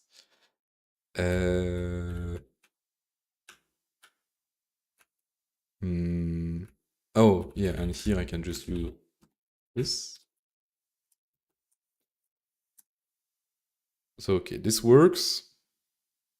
Okay, what, and if now I put not enough subscribers, do I have a runtime error? A compile time error? No, but it will probably crash at the runtime. Yes, okay. And same thing if I have like only one publisher but 2 subscribers, it will probably crash at runtime. Yes. But if I put something like ridiculous, like 100, like if I put too many of them, it will not crash and have the same behavior as before, which makes sense. It's a bit sad that it cannot check this at compile time, but I mean it's understandable. It would have like to parse all my code and count the number of subscribers at compile time, which would be cumbersome. So okay, okay.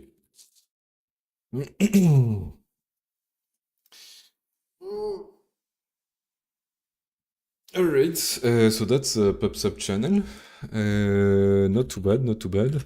Let's pub sub channel. Maybe I could experiment a bit more with it because I saw there was plenty of functions. So you can, and just to go back quickly to channel, is there anything else that I should have looked at? Poll receive, poll the channel for the next message. Okay. Poll ready to receive. We can get a sender, receiver. Get a sender for this channel using dynamic dispatch. Without knowing the channel side.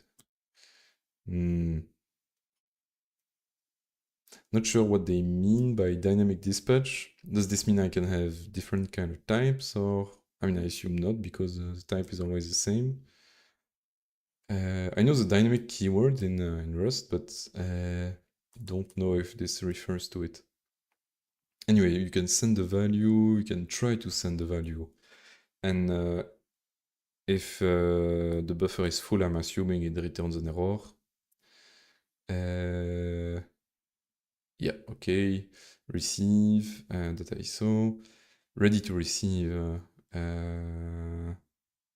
Okay, try receive, same thing. If it's 0, it will return an error. You can get the capacity, free capacity. Get the length. Empty is full. Alright, yeah, it's not too bad. That's not too bad. Let's go back to not the priority one. Actually, I'm curious. What is there anything different?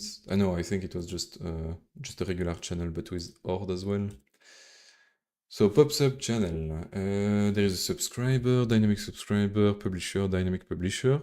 Still don't understand the dynamic things, but it's okay. Immediate publisher. Create a new publisher that can only send immediate message. This kind of publisher does not take up a publisher slot. Okay. Again, capacity, free capacity, length is empty and is full, so same thing as the regular channel. And now if we go into subscriber,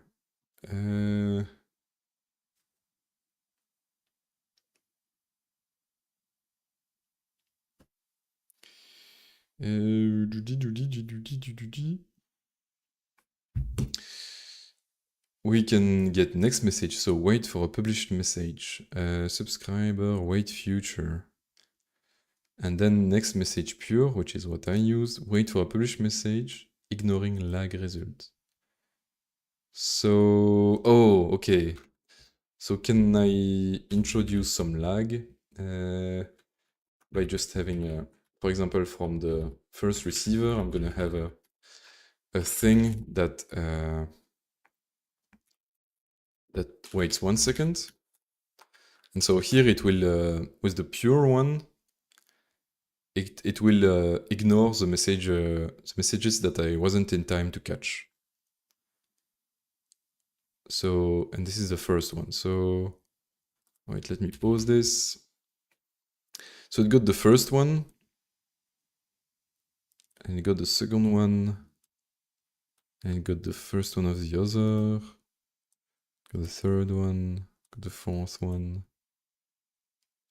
Seems to me like it's getting every single result as well. So 1, 2, 3, 4, 5, 6, 7, 8. Now that's good. It's lagging behind, but it's good. Mm.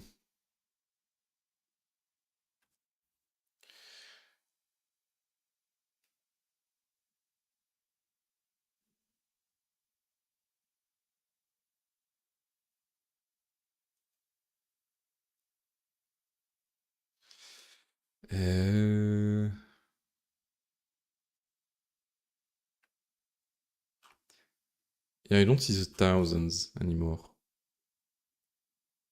which is a bit strange.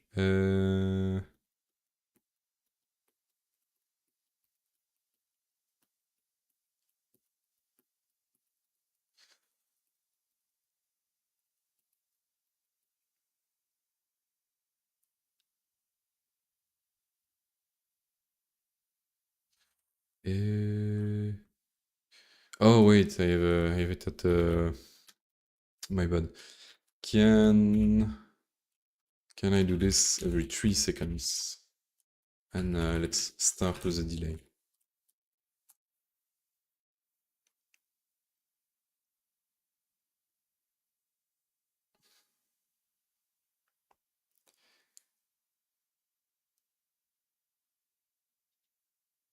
Okay.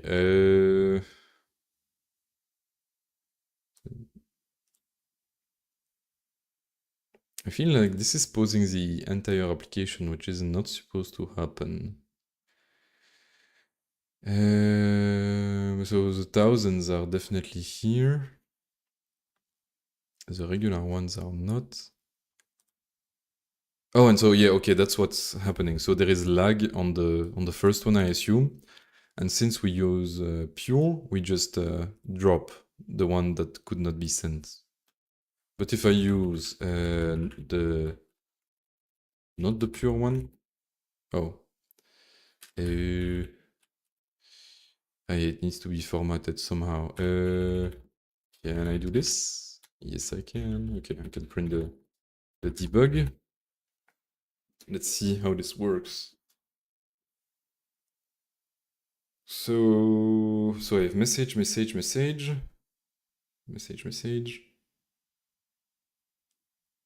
Hmm.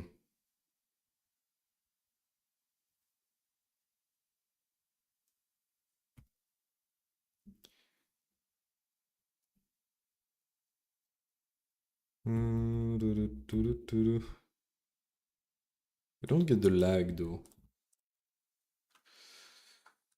Hmm. Wait for published message. Subscriber future. output wait result can be a lagged or it can be a messaged. Lagged. The subscriber did not receive all messages and lagged by the given amount of messages. This is the amount of messages that were missed. Ah, ok, d'accord.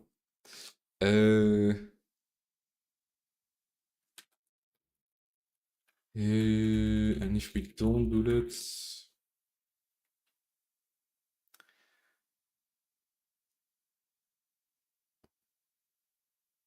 yeah, that's just the regular stuff.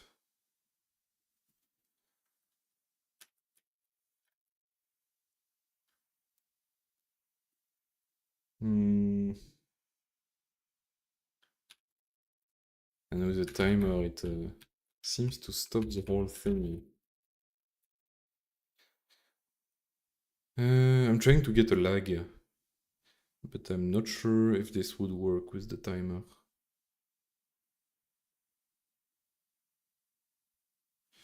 Apparently not. Can I change my thing to only have like one element in the buffer? Maybe that will do it.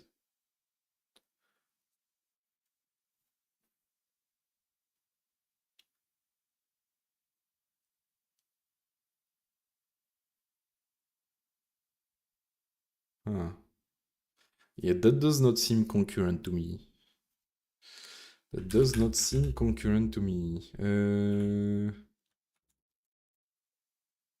Yeah.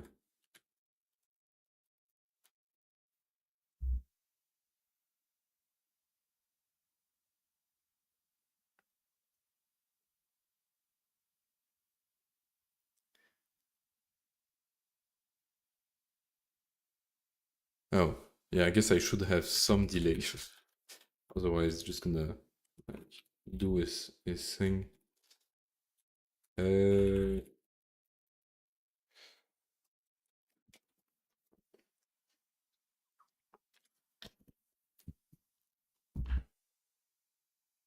Yeah, still no lag. Okay, I'm a bit confused, but I got the main gist, the gist of it. I think I should learn about other stuff in priority, and maybe come back to this later. But there is some lag stuff I don't get. I don't understand. I mean, so okay, so there is again the try versions of those that just return an option and are not blocking, or like are not a thing, but like return none if there is none available. There is available, there is capacity, free capacity, length, empty, and is full. Okay, same thing, but this kind of lag thing I did not understood. Alright, anyhow, let's commit this back. Yep, let's explore another one. Signal. Signaling the latest value of a single consumer. So is it like the one-shot thing of Tokyo? Like where you only can send like one message? It's like when you want to stop your application, you say you send an exit message or something. I don't know. No, that's PubSub. Can I go back to Signal? Okay, Signal. Single slot signaling primitive. This is similar to a channel with a buffer size of 1 except sending to it, calling signal. When full will override the previous value instead of waiting for the receiver to pop the previous value. It is useful for sending data between tasks when the receiver only cares about the latest data and therefore is fine to lose messages. This is often the case for state updates. Okay, this has nothing to do with the one-shot message queue of Tokyo. For more advanced use case, you might want to use channel instead. Signals are generally declared as static and then borrowed as required.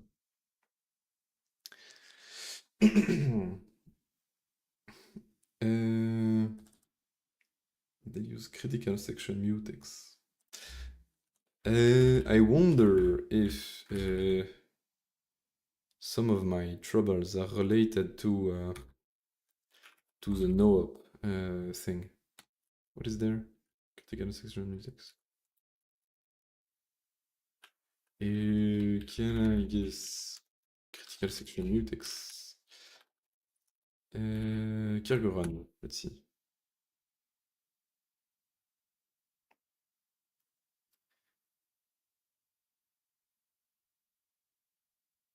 Okay, never mind, it's not related. Okay, well, I don't know, if the documentation uses critical section, I will use critical section. Really need to dive into what the differences are though between the no-op one and the critical section. And there is also a thread mode one, which I don't understand, but oh well. Okay. Let's try the signal one. Let's just have one print. I don't need another task. Well, actually, I've already committed, so I can remove this. This can go away as well. This can go away. This can go away. Let's make it a bit simpler. So pub/sub can go away, but let's. This can go away as well. Let's keep it for reference. Static. Let's just say signal is a static cell of signal. I need to import signal. So use embassy sync signal. Signal. Is there anything else? Yeah, that's it. This I can remove. This I can comment. Et boom. And here I can have a signal of critical section. Type is still an integers, and yeah, that's it. Is this how you declare it? Yeah, okay. So yeah, there is no subscribers. Don't need to sleep. I just need to do signal. Then I do receive. So there is new reset signal, wait, try take signaled. Wait, future that completes when the signal has been signaled. So I'm guessing it's a wait that we need to use. And it does return a value. Alright. So it's wait. Oh yeah, it's not pub/sub, it's signal. We can remove the ID.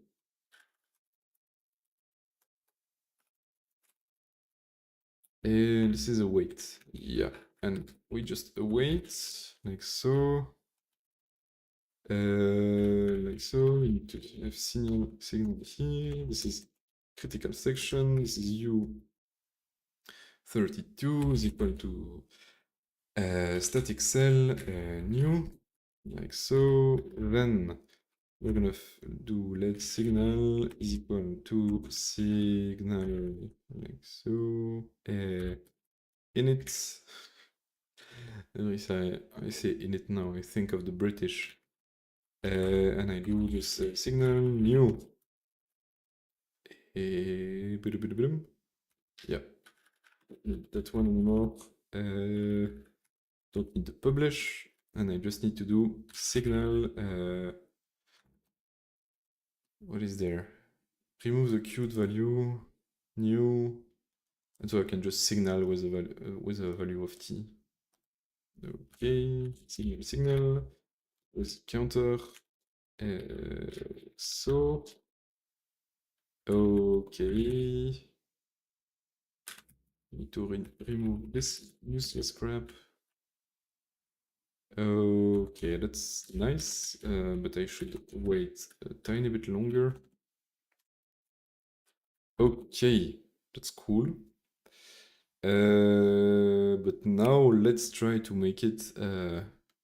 Now he receives all the signal, But let's try to delay the one that receives. Let's delay it by 200 milliseconds, and it should miss some messages. Let's see. Yes. So it misses every 2 messages because I have two times the time here. And so it only receives the last one, which makes sense. All right. Well, that one was easy enough. So there is wait, reset, remove queued value. Okay, signaled. All right. Try take non-blocking method to try and take the signal value. Oh, okay, it's like wait, but like not non-blocking. Like doesn't return a future. Okay. Yeah, that seems pretty simple. Let's commit it. Okay. Signal. It's done. Let's see the next one. Let's see the next one. Where's my sync? No, wait, sync. This. Did I remove it or why am I always losing my tabs? Am I that stupid? Oh, wait. Whatever, let's go back to the sync documentation. Next is just mutex. Okay. The mutex is a generic over a blocking raw mutex. The raw mutex is used to guard access to the internal is locked flag. It is held for very short periods only while locking and unlocking. It is not held for the entire time the async mutex is locked. This was gibberish. Which implementation you select depends on the context in which you are using the mutex. Finally I can get some explanation on the different kind of mutexes. That's nice. That is nice.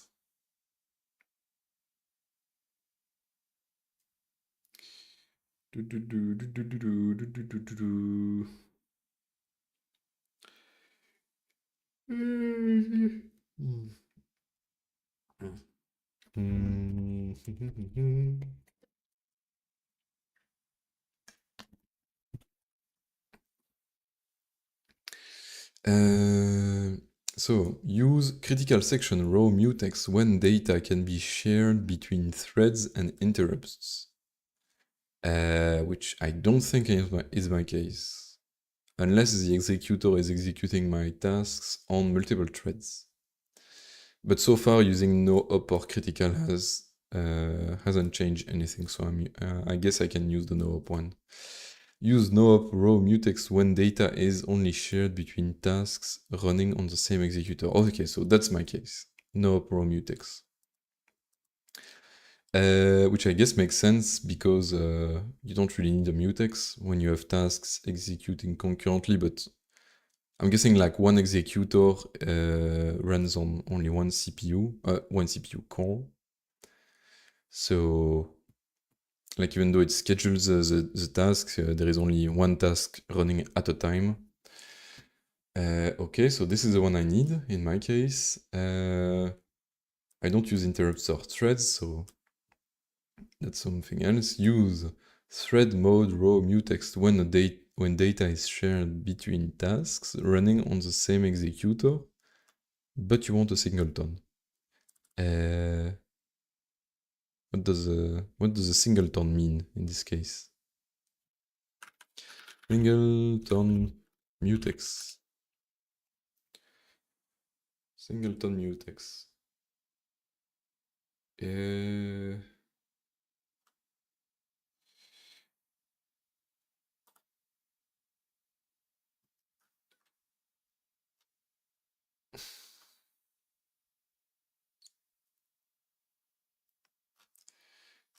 Yeah, okay, but they're talking like about the OOP singleton design where you have a class that you instantiate only once, or something like that. But in the context of mutexes, I don't get it.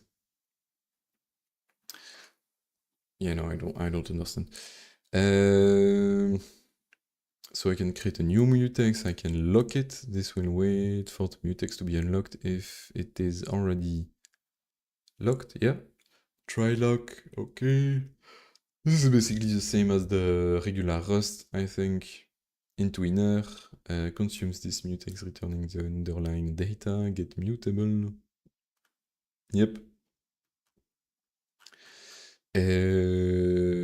And I'm guessing the lock will go away, will unlock at the end of the scope. At least that's how it works in regular Rust. Sure. Let's try this. I guess.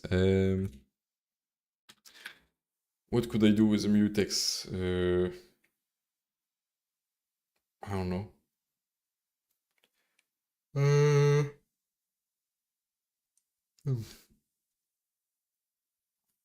I do not know.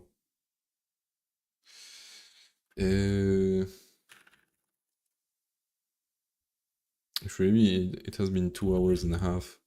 Maybe I should do a little break. Just a tiny little break. And yeah, I'll be back to explore the rest of the thing. What is left? What is there left anyway? There's mutex pipe, which looks nice, just a byte stream.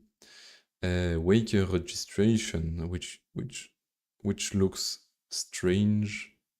Atomic waker, multi-waker registration. Okay, never mind. The last one looked a bit look a bit fancy. Anyway, see you in a bit.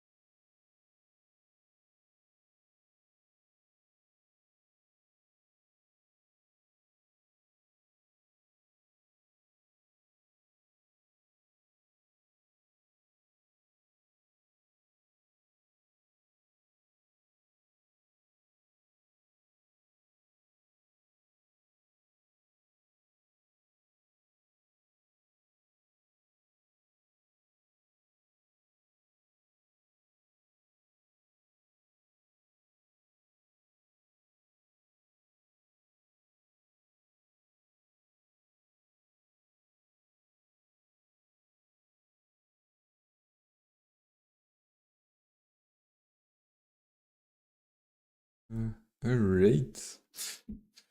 Alright, little break over. Let's try to use mutex. Mutexes. So, do I need to make those static as well? I assume yes. Oh, they do have a...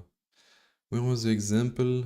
There? Yes, they do have an example for for mutex. Okay, so mutex need also a row mutex.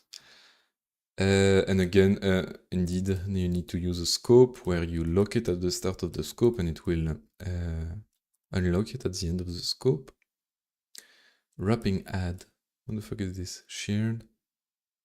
Wrapping add. That's a bit strange. There is no wrapping add here, as far as I can tell. Wrapped mutex guard. Map. A handle to held mutex that has a function called this map.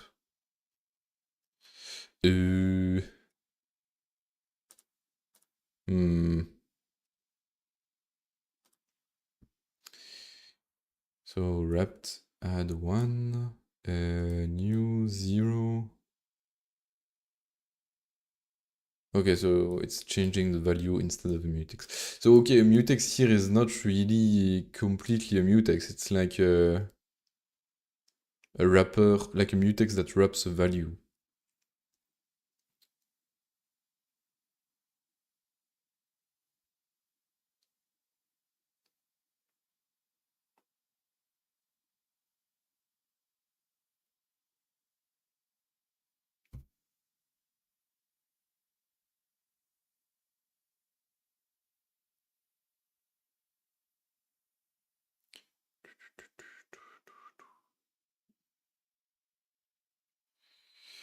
Alright, distractions. They're spawning the task. They are locking the thing. Update the value from...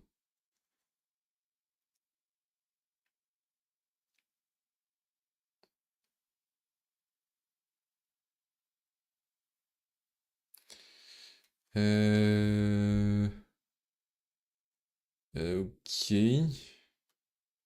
But here they don't need a scope for it, to unlock it, I mean. That's quite strange. Or is the scope just the loop scope?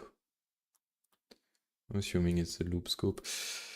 Let's just try it. Let's just try it. So I only need no up in my case. Let's use embassy sync mutex owning an instance of this type indicates having successfully locked the mutex and grants access to the content. Ah, okay. So just a mutex. Here I will have a mutex, which is static lifetime of your mutex. And this should be okay, no? What does the mutex want? It was a row mutex and a T. Okay. Let's not do anything with it yet. Let's remove the signal part. Let's do a static mutex is equal to static cell of well, basically all this. Static cell new. Then let mutex is equal to mutex init of mutex new. Let's start with 0. So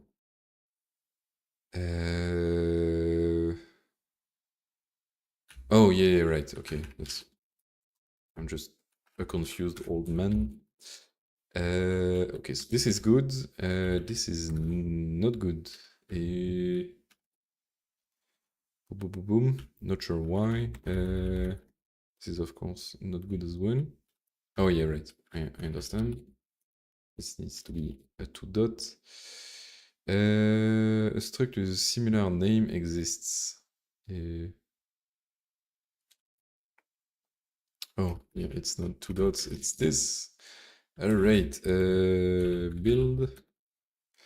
I can build it. Oh, awesome.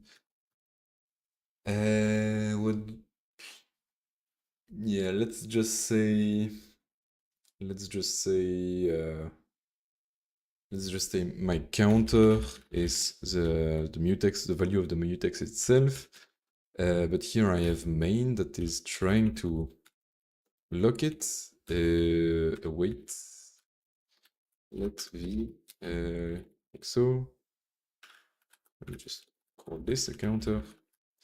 And now we want to say counter plus equal 1. Can borrow counter is mutable.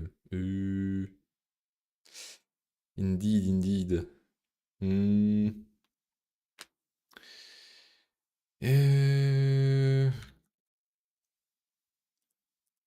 So I have shared.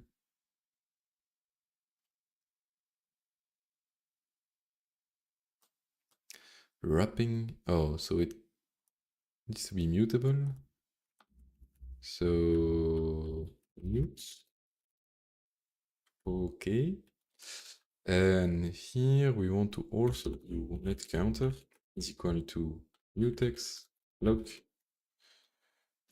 awaits. Again, needs to be mutable. And here we want to do counter plus equal 100.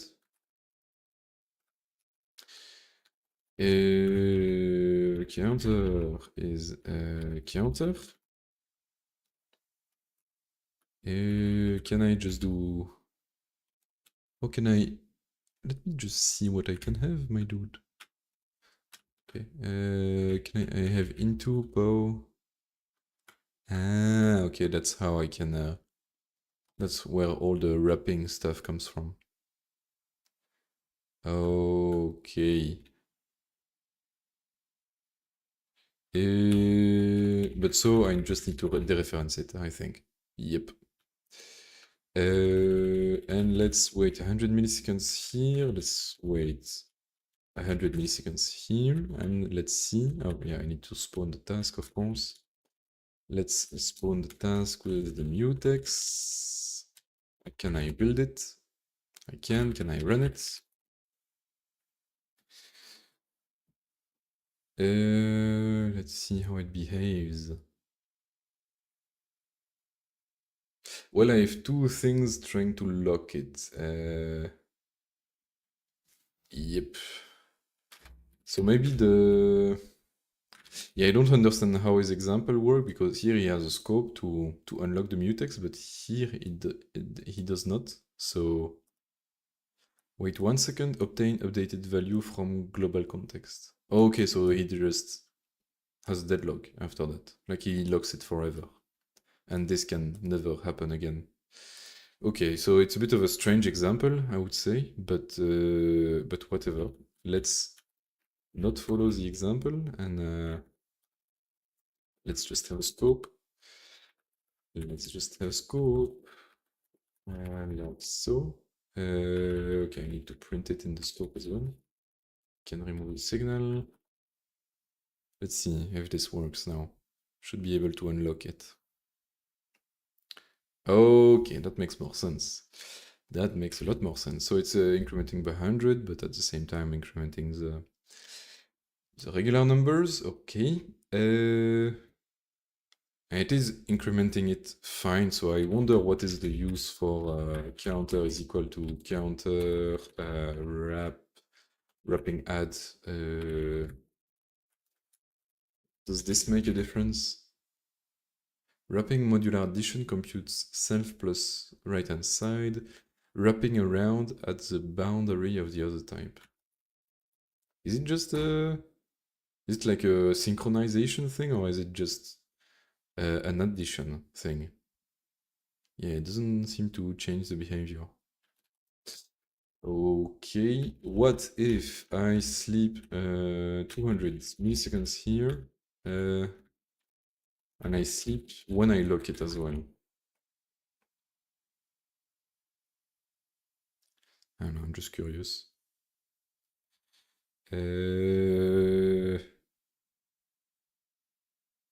So yeah, this one is able to increment it more because we are sleeping here.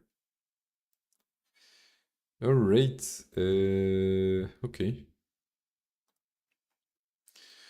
Okay, but yeah, I think I get it. That's with the a simple integer. I wonder how this would work with a more complex shared value, but okay. That's mutexes. I don't think there is anything else to learn about them. So yeah, let's just commit this. Message mutex. Let's go. Let's do the pipe thing. That seemed interesting. So pipe. A bounded byte-oriented pipe for communicating between asynchronous tasks with back pressure. So it's kind of like a channel of bytes. The pipe will buffer up to the provided number of bytes. Once the buffer is full, attempts to write number of bytes will wait until buffer space is freed up. Okay, makes sense. All data written will become available in the same order as it is written. That makes sense. So new, nothing too surprising in there, a raw mutex and a buffer size. Split this pipe into a buff read capable and a reader and a writer. Okay, that makes sense as well. The reader and writer borrow the current pipe mutably, so it's not possible to use it directly while they exist. This is needed because implementing buff read requires there is a single reader. The writer is clonable, the reader is not. Okay. So we can write at multiple places, but we cannot read at multiple places. So it's multiple producer, one consumer. So we can split it, we can write to it directly, write some bytes to the pipe. This method writes a non-zero amount of bytes from buff into the pipe and returns the amount of bytes written. Okay. If it is not possible to write a non-zero amount of bytes because the pipe's buffer is full, this method will await until it isn't. If it is not possible to write a non-zero amount of byte, this method will wait until it isn't. Try write, okay, that makes sense. It is not guaranteed that all bytes in the buffer are written. It's a bit strange.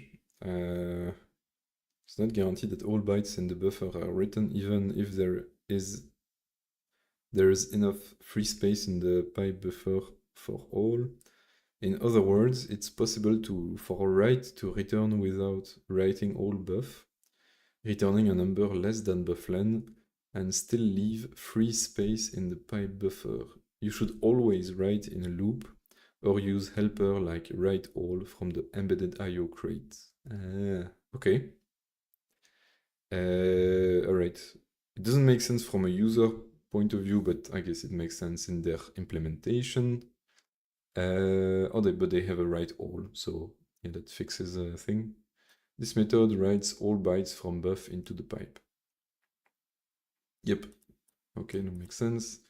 Try write. I'm guessing it returns an error if the pipe is full. Return an error if the pipe is empty. See, right. And read, I guess it's the same behavior. This method reads a non-zero amount of byte from the pipe into buff and returns the amount of bytes read. If it is not possible to read a non-zero amount of bytes because the pipe's buffer is empty, this method will wait Until it isn't free. Yeah, okay, same thing. It will wait if it's not possible to read. Yeah. It is not guaranteed that all bytes. Yeah, same thing. We should always read in a loop, I guess, or read exact. But this time there is not the write all equivalent. Okay. So there is a try read. We can clear the pipe. We can check if it's full empty, get the capacity, the length, and the free capacity. That's common to most of the synchronization primitives as well. Okay. And so we can have a reader, which has more details. Read, which is just pipe read, I'm assuming. Try read, same thing. Fill buff. Return the content of the internal buffer, filling it with more data from the inner reader.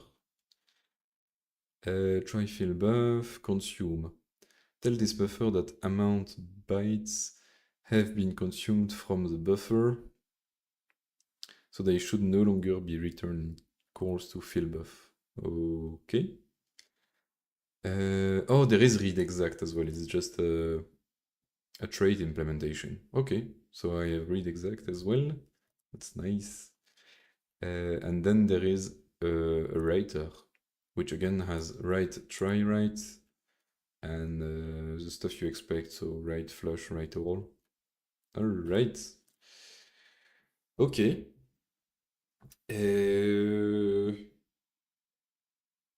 Yeah, let's just see what I can do.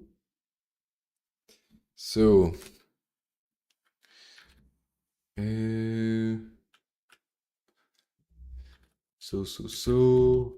let's go with the mutex thing. Let's create a pipe, pipe. Let's remove this.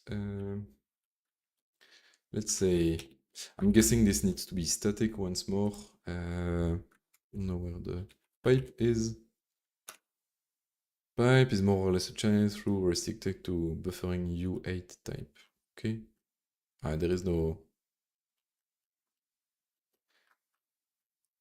There is no nothing. Okay. Let's assume it will be static pipe. Will be a pipe. Again, mutex, no op. A size, let's just say 256, and that's it. And that's it. Is equal to, let's this in a static cell. Pipe static cell new. Let pipe is equal to pipe init pipe new. Then we can have a let, I think it's writer, reader, is equal to pipe split. And we will give the reader to the task. So this will be a reader, which I should get from this reader, writer, up. And a reader has a lifetime, this and 256. This I don't need anymore. And this will be reader. Yeah. Again, we don't need this anymore. Let's just create a buffer. Let buff is equal to, I don't know, can U32. Oh no, it has to be U8. I don't know, like 10 of them is equal to 1, 2, 3, 4, 5, 6. Yeah, fuck it, I'm too lazy. It will be 5. Then I can do writer, right? Buff, maybe. Oh, wait, it's the opposite. So it's first the reader and then the writer. Need to borrow that. And I need to borrow that as a slice, maybe. Yes. But it's an infinite loop, my dude. What are you? Binding reader here.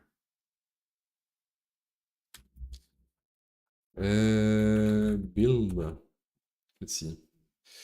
Borrowed value does not live long enough. Yeah, could make sense. Can I, by any chance, clone it? Nope. Nope, nope, nope, nope. Wasn't there a pipe example somewhere? Wait, I'm gonna do... Oh, let's chat. No, go back to where you were. You aren't. You aren't. Yeah, I had seen a tutorial before where they used pipe. I think. Yeah, they use pipe, indeed. So how do they set up the pipe? Yeah, sure, that's fine. They use embedded IO stuff, but I don't care. I just want to... So they have data pipe, then they write all. Okay. Please show me a full example, man. This is like the little bitsy thing. Come on. Just show me a split somewhere. Nope, nope, nope. There you go. Split. Oh no, it's not the same. Fuck. Where's the pipe thing? Where's my pipe at? Oh, here's the data pipe. So data pipe read. Okay.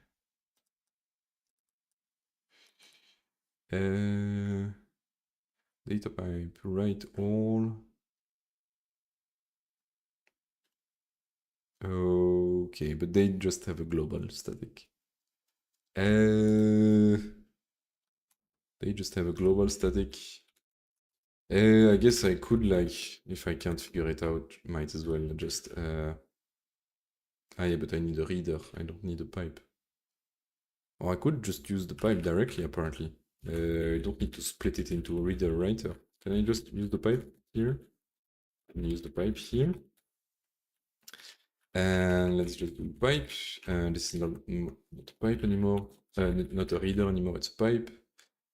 Yes, I need to await, of course. And here I need to do let's buff. Let buff. I think it's gonna be U8 256. Let's make it of a lesser size so that I can efficiently print it on the screen. Let's do 10. And we do pipe read exact. Let's just do read for now. Buff await, I'm assuming. What does he want? He wants a mutable reference. False, that makes sense. And this is equal to I don't know, 0, 0, 10. Let's initialize it with 0. Here we need to... Do I need to... What do you want? Yeah, okay, the size differs. That's 10. Can I build it? Yes, I can. Yes, I can. Let's do timer after duration from milliseconds. Let's write only every half seconds. So I can read the stuff. And also I need to println read And let's just put what I read, the content of the buffer. Yeah, so that's a build. Now we want shut up. We want to. I'm saying shut up to my shell, not okay, it's weird to say shut up to your shell, I guess. Alright, cargo run. Let's see. Can I write some bytes? Yes, I can. Yes, I can. Okay. Okay, but that's not too bad. And I'm assuming, yeah, for a lot of lower level of communications between tasks, that will be pretty handy. But I saw there is a write all, which I'm assuming does the same, but like we're sure that it will write all the bytes. Okay.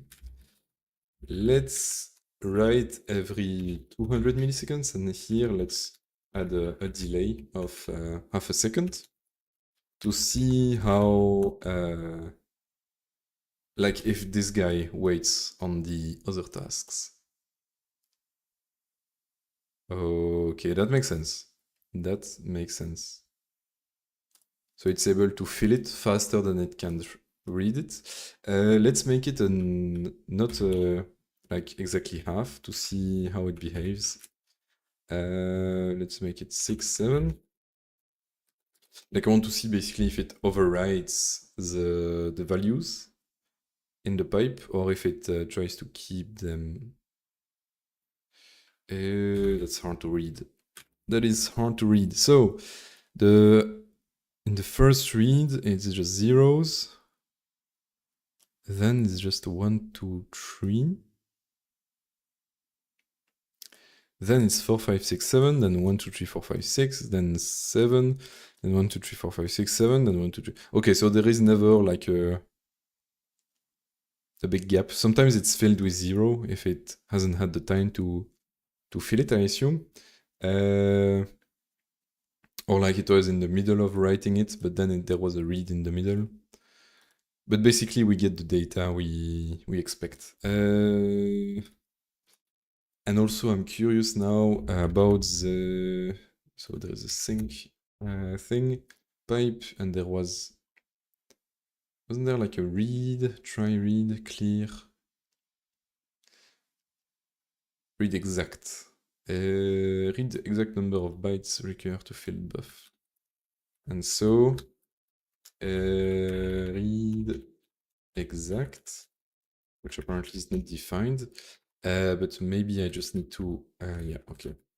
I just need to use the trait embedded IO async read. Cannot borrow pipe as mutable. Oh, so this borrows it as mutable. No. Like so?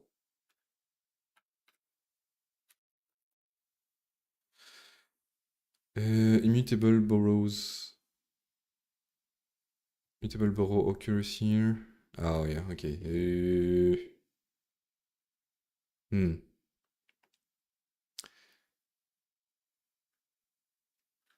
Yeah, not sure how to fix that, but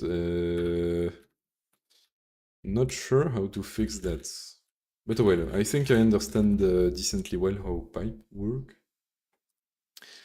I guess that's when you want to split it in a reader and a writer.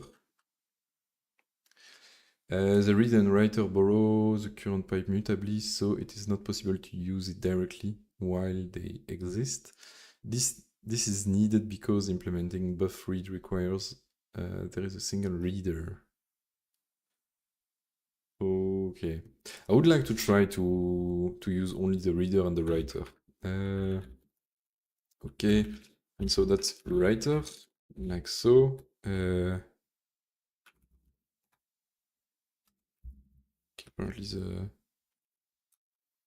apparently the writer was only write but not write all. Yeah, there is write all.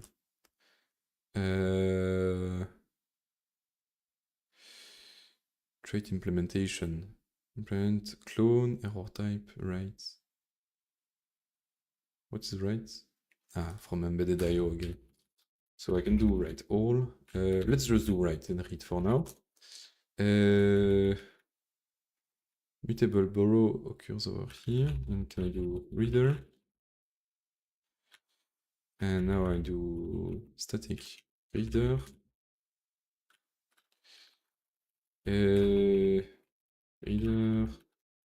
Reader.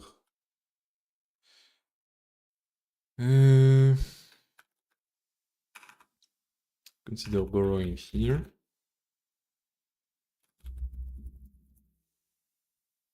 Cannot borrow reader as mutable.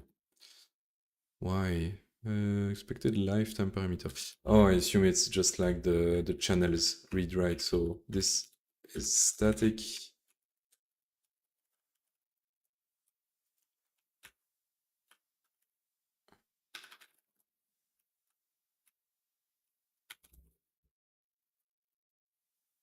Okay, still one. Oh no. Okay, I can use it. Let's see if that works. All right, same behavior. I think. No, because I don't use write all, so it's different. But can I use write all? I just need to.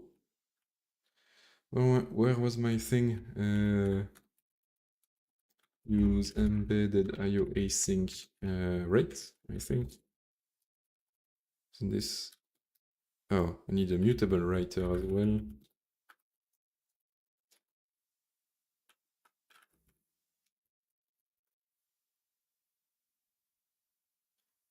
Okay.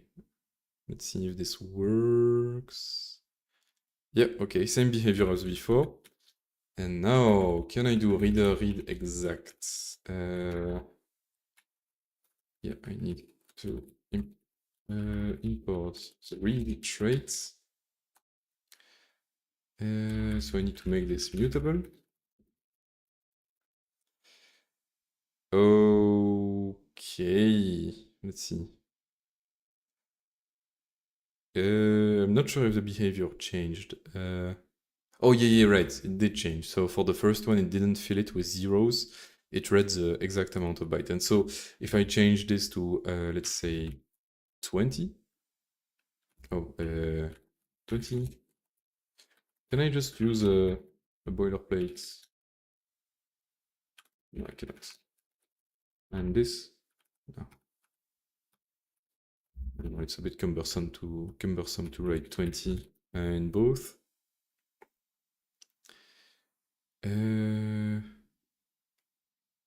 So yeah, here it will read exactly 20 bytes. Makes sense. And if I don't use read exact, it will have it filled with zeros at some point. Yes, like so. All right, that makes sense. Okay. And what does return exact? What does it return? It returns a result. That's why he wants me to unwrap. And no more.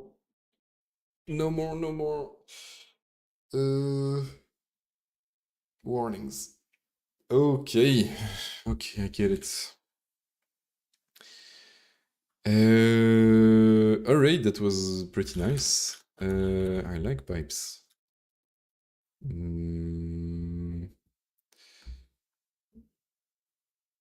mean, they will be probably more relevant when I need to interact with some data transfer or something.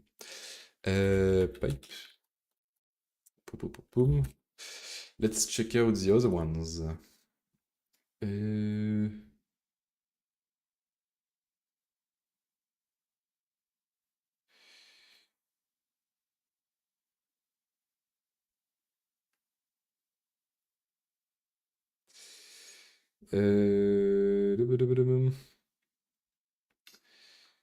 Yeah, okay, I need to go in about, I think, 2 hours and a half.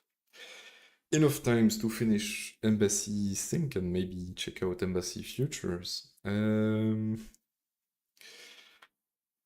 Uh,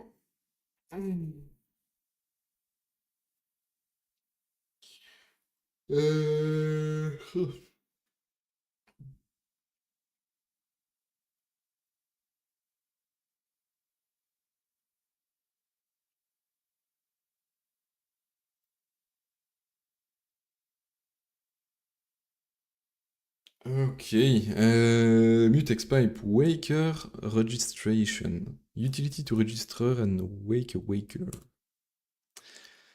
Let's see. So the wait queue. Uh-huh. New register waker overrides the previous waker if any.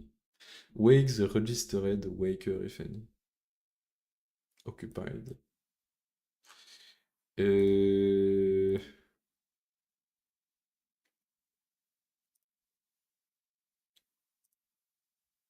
hmm. Is there some explanation on what these do? Yeah, here they only cover the one I already saw.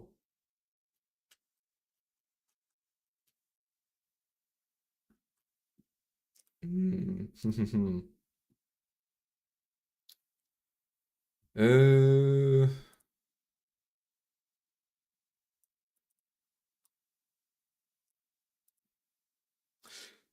well, since I don't see any documentation, is there any examples for them? Wait, queue. I mean, that's not examples, that's just a code, but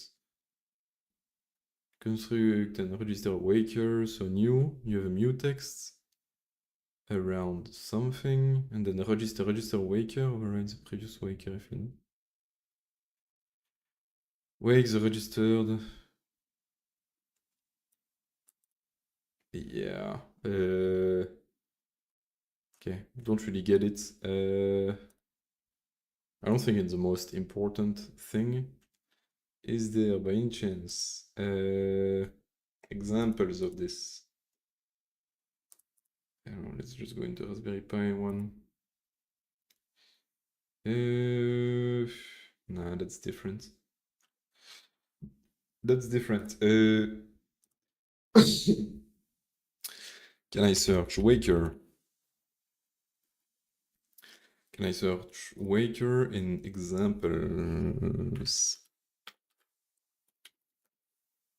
Example.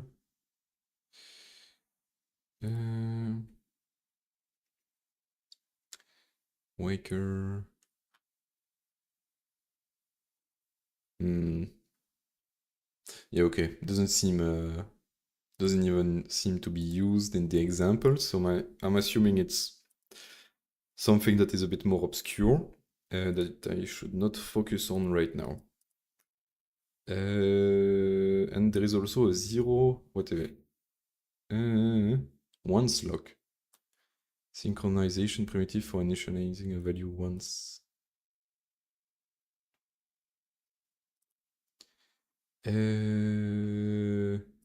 Zero copy channel. A zero copy queue for sending values between asynchronous tasks. Ah. Can be used concurrently by a producer and a consumer. Single producer, single consumer channel. Oh, okay, yeah. In the regular channel, you can have multiple producer, multiple consumer, but like whoever is the first consumer gets the value. Like it's not broadcasted to all of them, but here it's like forced that there is only one of them. And since there is only one of each, and so since there is only one producer and one consumer, it is able to not copy the data. I assume.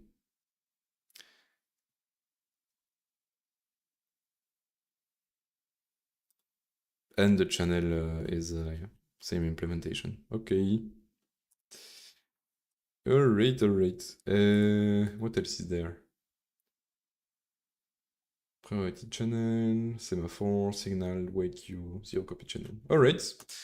I think that's about it for the synchronization package. Now we have executor and futures.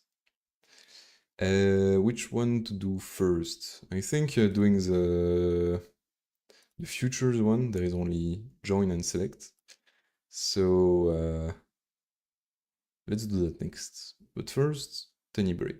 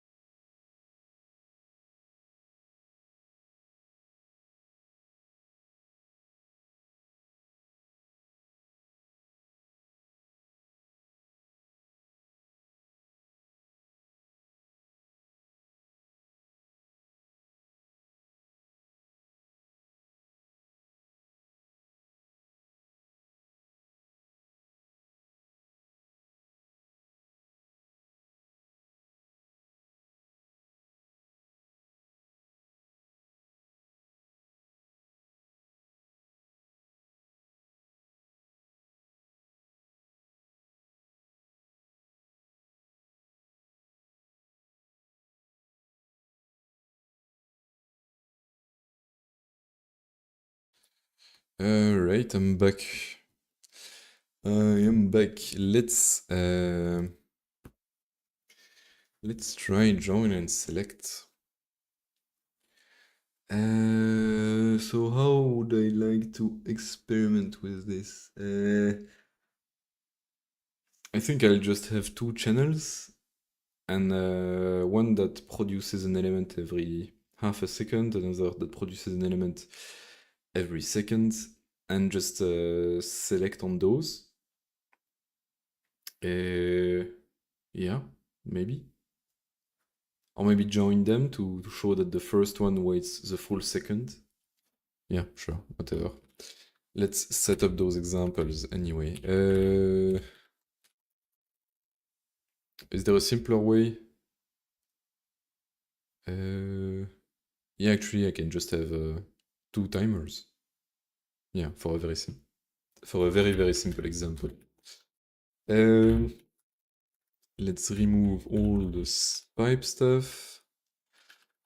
Let's remove all the pipe stuff. Yeah, probably don't need that yet. Don't put anything here. Actually, I don't even need another task. For now, let's just use embassy futures. Don't I have this installed? Oh no, I don't. Cargo add embassy futures. Okay. Yeah. And there is block on pole ones. Yield now. Should look into those as well. But for now, let's just use join and select. I know in Tokyo those are macros, or in the standard library those are macros. But let's just try it out. Let's just do println, make a little message here, and explode an exclamation mark because I don't have a reason. Okay, my brain is melting a little. Let's join, and so here what we want is timer1 is equal to timer after duration from milliseconds, and we want one that is like 200 milliseconds. And we want a second timer, which this one will take a full second. And so we have these 2 timers, which are futures, since we didn't awaited them. And then what we want to do is join timer 1, timer 2. No? Join? Wait for multiple futures to complete. Found module. Oh, it's a module. Okay, so there is multiple join functions. Okay, okay. Join, select. And this returns a future, and this we await. Okay. And so this should print here every second. Let's make it even more obvious. Cargo run.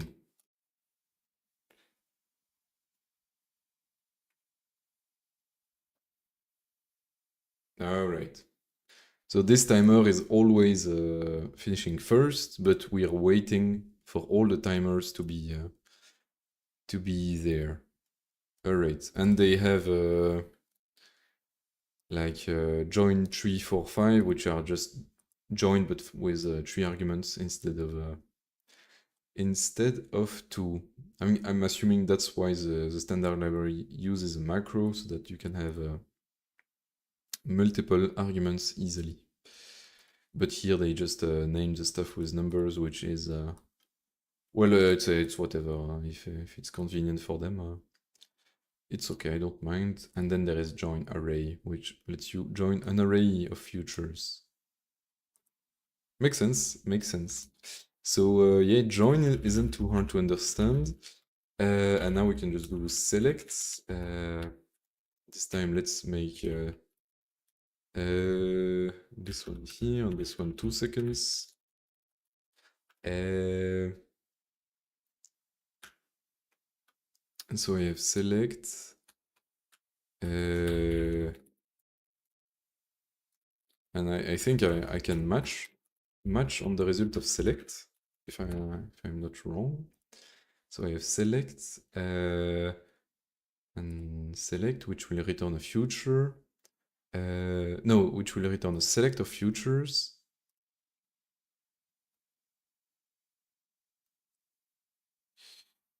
Do I await the select or do I await the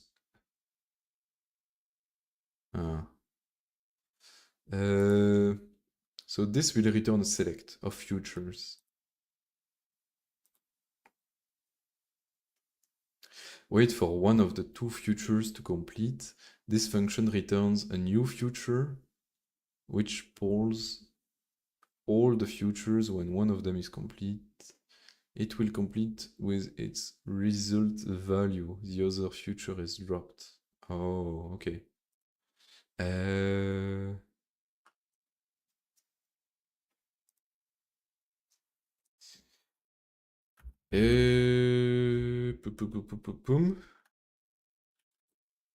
So I need to select first, second. Is this a thing? What is select? Select. Oh, can I just do select? And then select. What is there? Select. So this. Okay, so select is a future. Okay. But what does the return? Output. What is output? Output is an either. Okay, that makes sense. So I don't need actually the select. I need the either. I need either. Yes, either. Is it the same as a Haskell by any chance? I think it's the same, right? Haskell either. Maybe either. Yeah. Okay. And there is left, right, and it's the same. It's kind of like the result, but more generic. Like the result enum, but more generic.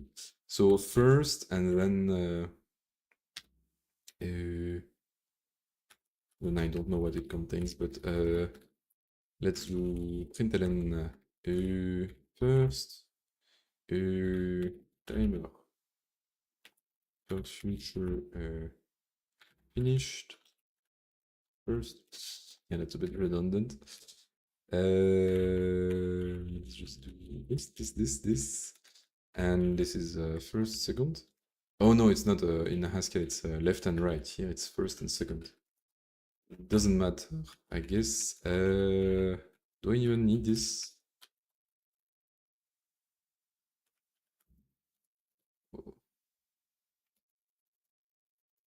Can I not care about what's in here? Yep.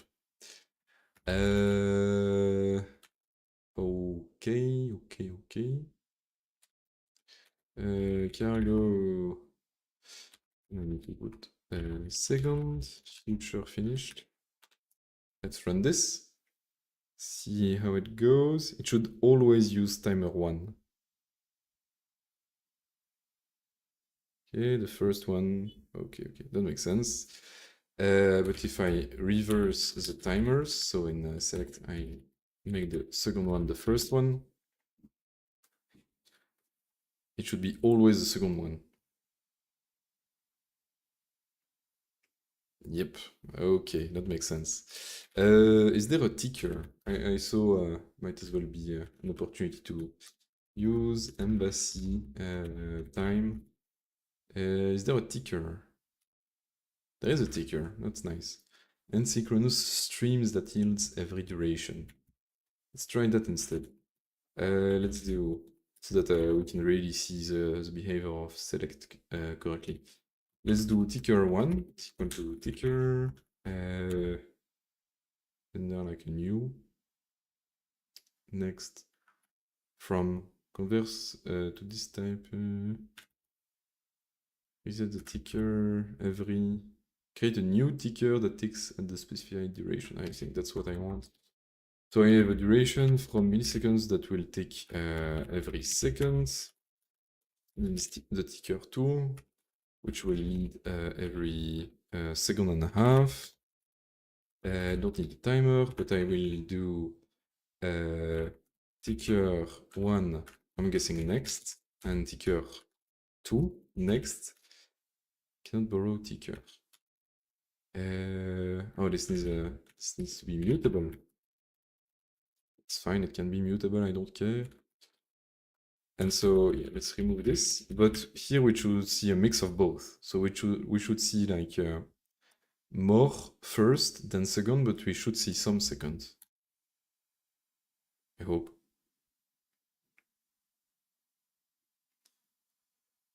First and second and first and second. Oh, so here, yeah. Indeed, there is two first. Let's just let it run a little. Yeah. So boom, boom, boom. So here we see that there is first, then there is second, then there is two firsts, then there is a second, then there is first, second, then two first, and so on and so on and so on. Which makes sense. And I also discovered that there is a ticker, which is nice. And yeah, that's about it. There is select, there is join.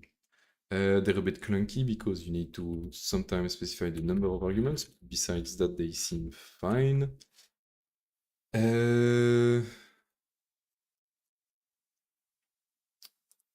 What else is there? So in the join, they just have this. In the select, they have this. You can select on an array or a slice, but yeah. I don't know what the difference is. Create a new feature with. So there is an array. The returned future will wait for any futures to be ready upon completion. They will be resolved. If the array is empty, the returning future will be pending forever. And slice. Yeah, okay, it's the same with the slice. That is fine. That's fine, that's fine. Then there is the stuff called block on, poll once, and yield now. Block on, return the future to completion using a busy loop. Run a future to completion using a... Oh, okay. So if we want to stop the concurrency mechanism, we can use a block on. Okay. This calls poll on the future in a busy loop, which blocks the current thread at 100 CPU usage until the future is done. The future's waker mechanism is not used. You can use this to run multiple futures concurrently with join. It's suitable for systems with no or limited concurrency and without strict requirements around power consumption. For more complex use cases, prefer using a real executor like Embassy Executor. Okay, so it's a bit useless, if I understand correctly. Poll future once. I don't understand what the difference would be between poll and poll once, but okay. Yield now. Yield from the current task, allowing other tasks to run. Oh, okay, yeah, that makes sense. This can be used to easily and quickly implement simple async primitives without using wakers. Okay, the downside of this is that this will spin in a busy loop. Okay, so this is like pretty much low level stuff that I don't think I need to worry about. So okay. One crate that I quickly want to take a look at is Embassy timer. I think this one will be pretty easy. I don't really need to read the whole thing. Was it Embassy time? Wasn't it Embassy time? Oh, okay, it's time, not timer. Timekeeping, delays, and timeout. Feature flag, generic queue. Okay, it's a bit more complex than what I thought, but I just want to see the user side of things. So there is a delay, there is a duration, there is an instant, there is a ticker, and there is a timer. So yeah, timer and ticker. And so a timer can expire at a specific instant.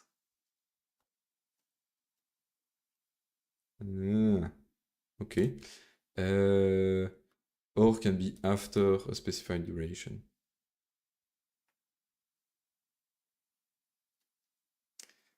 Okay. Okay. And then there is a ticker. Yeah, that I just used, but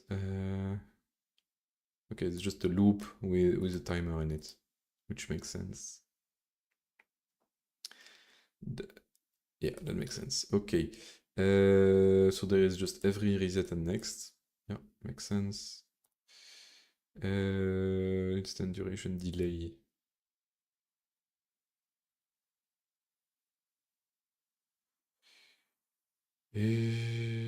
Okay, this is like blocks the CPU, so no concurrency allowed, I think. CPU will block. Okay, yeah, makes sense. This is like the regular delay that there was in the hardware abstraction layer. Ticks per second. Block for at least duration. Okay. Maybe I should read a bit about how the time is implemented, because I think like on embedded device they have like hardware timers and you need to pick which one to use and so on. So in our case here we have like the peripherals and the system clock. And there is a team G0, so time group 0, I guess, which is a peripherals, so it's a hardware thing. And you initialize embassy compatibility with this timer. So yeah, I think the embassy executor relies on this timer to execute properly.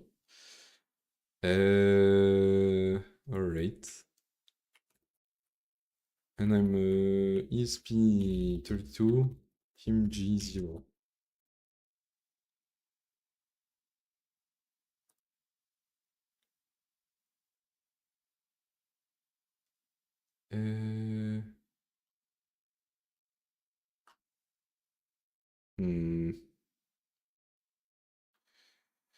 The ESP timer feature allows for creating software timer and invoking their callback function. Yes. Yeah,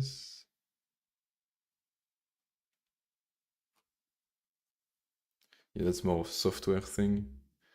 That's more of a software thing.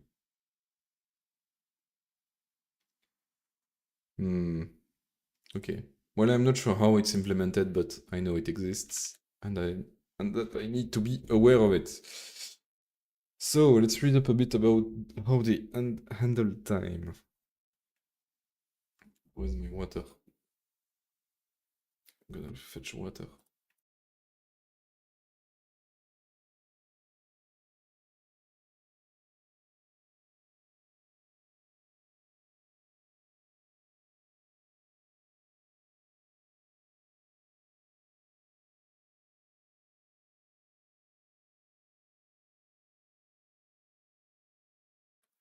Alright.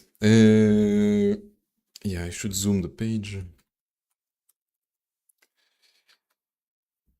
Timekeeping, delays, and timeouts. Timekeeping is done with elapsed time since system boot. Time is represented in ticks, where the tick rate is defined either by the driver, in the case of fixed rate tick, or chosen by the user with the tick rate feature. Ah, okay, I did saw some features, like when you install the package. Okay. You can change the tick rate with a feature. That's a bit strange to me. I would assume you could change it like at runtime, like in when you initialize in your main. But I'm guessing, yeah. Yeah, I'm guessing this needs to be at compile time.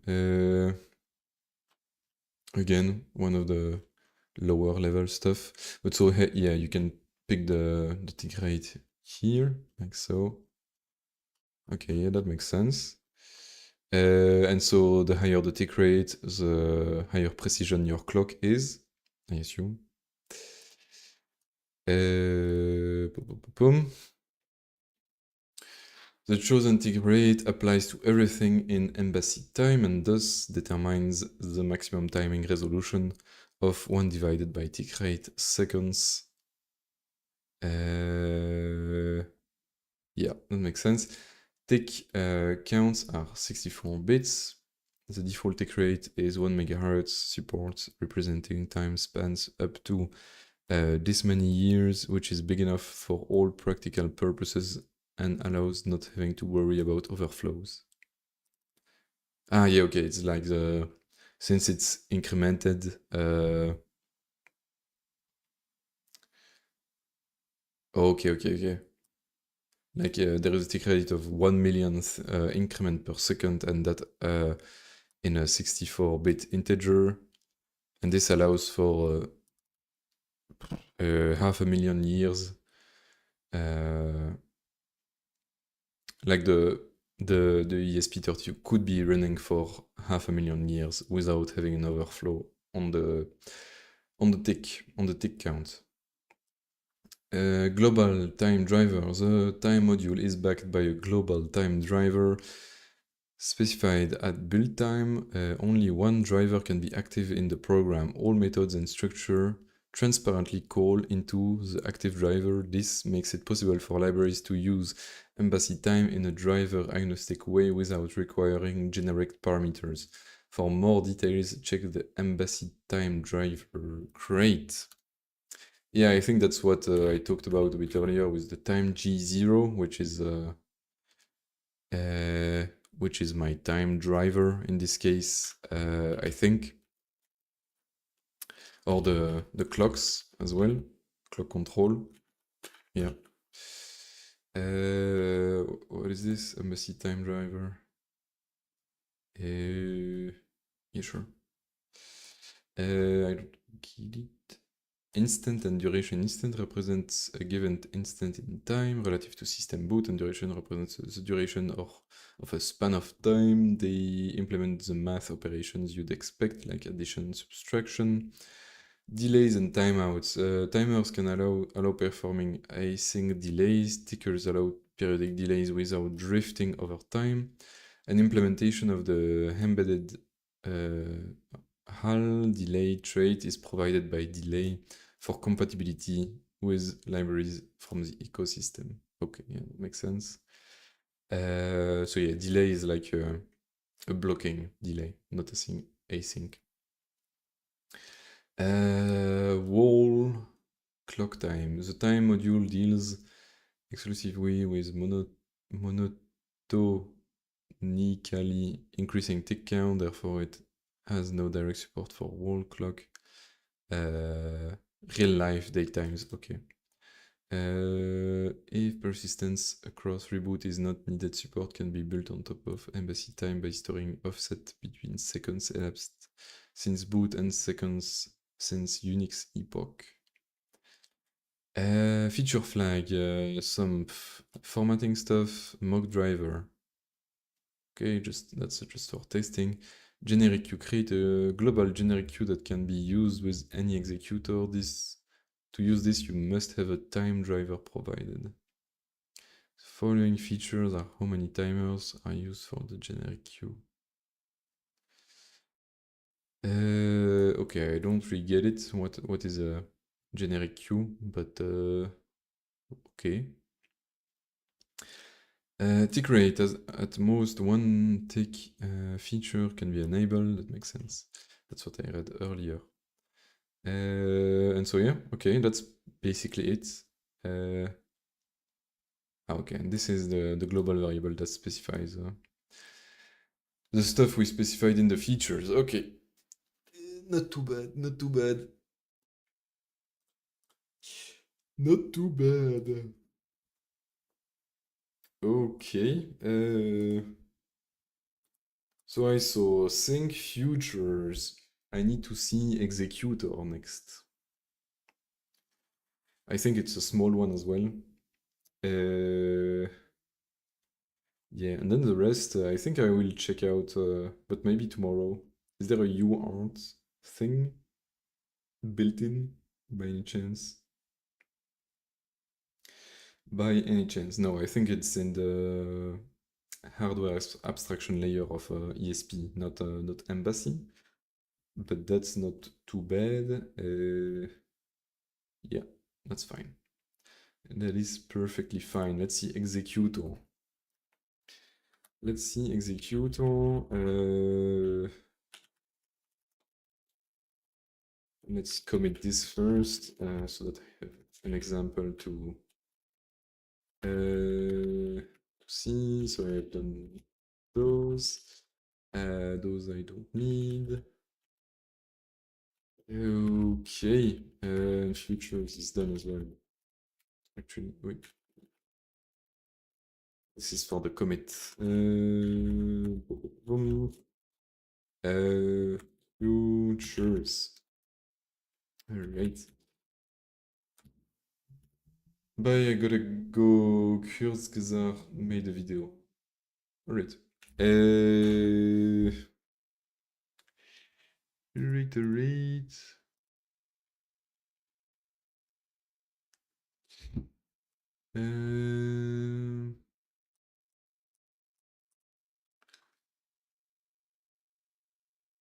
Create embassy executor. Embassy executor, an async await executor designed for embedded usage. I mean, I've been already using this all along with the main thing and whenever I create a task. But all of this I already read yesterday. So basically there is a maximum amount of tasks that you can have.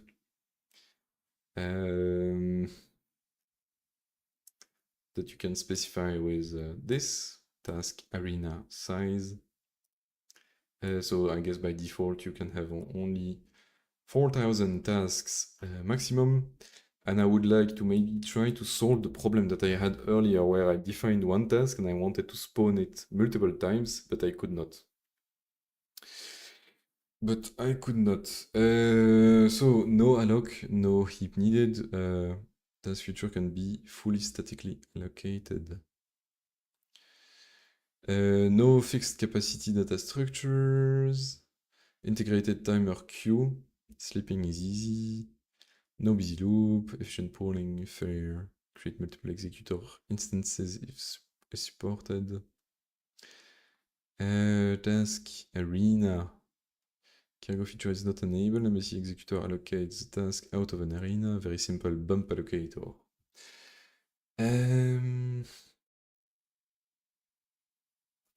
Tasks are allocated from the arena when spawned for the first time. If the task exists, the allocation is not released to the arena, but can be reused to spawn the task again. For multiple instance tasks, yes, that's what I want. Like embassy executor task pool size 4. The first spawn will allocate memory for all instances. This is done for performance and increases predictability.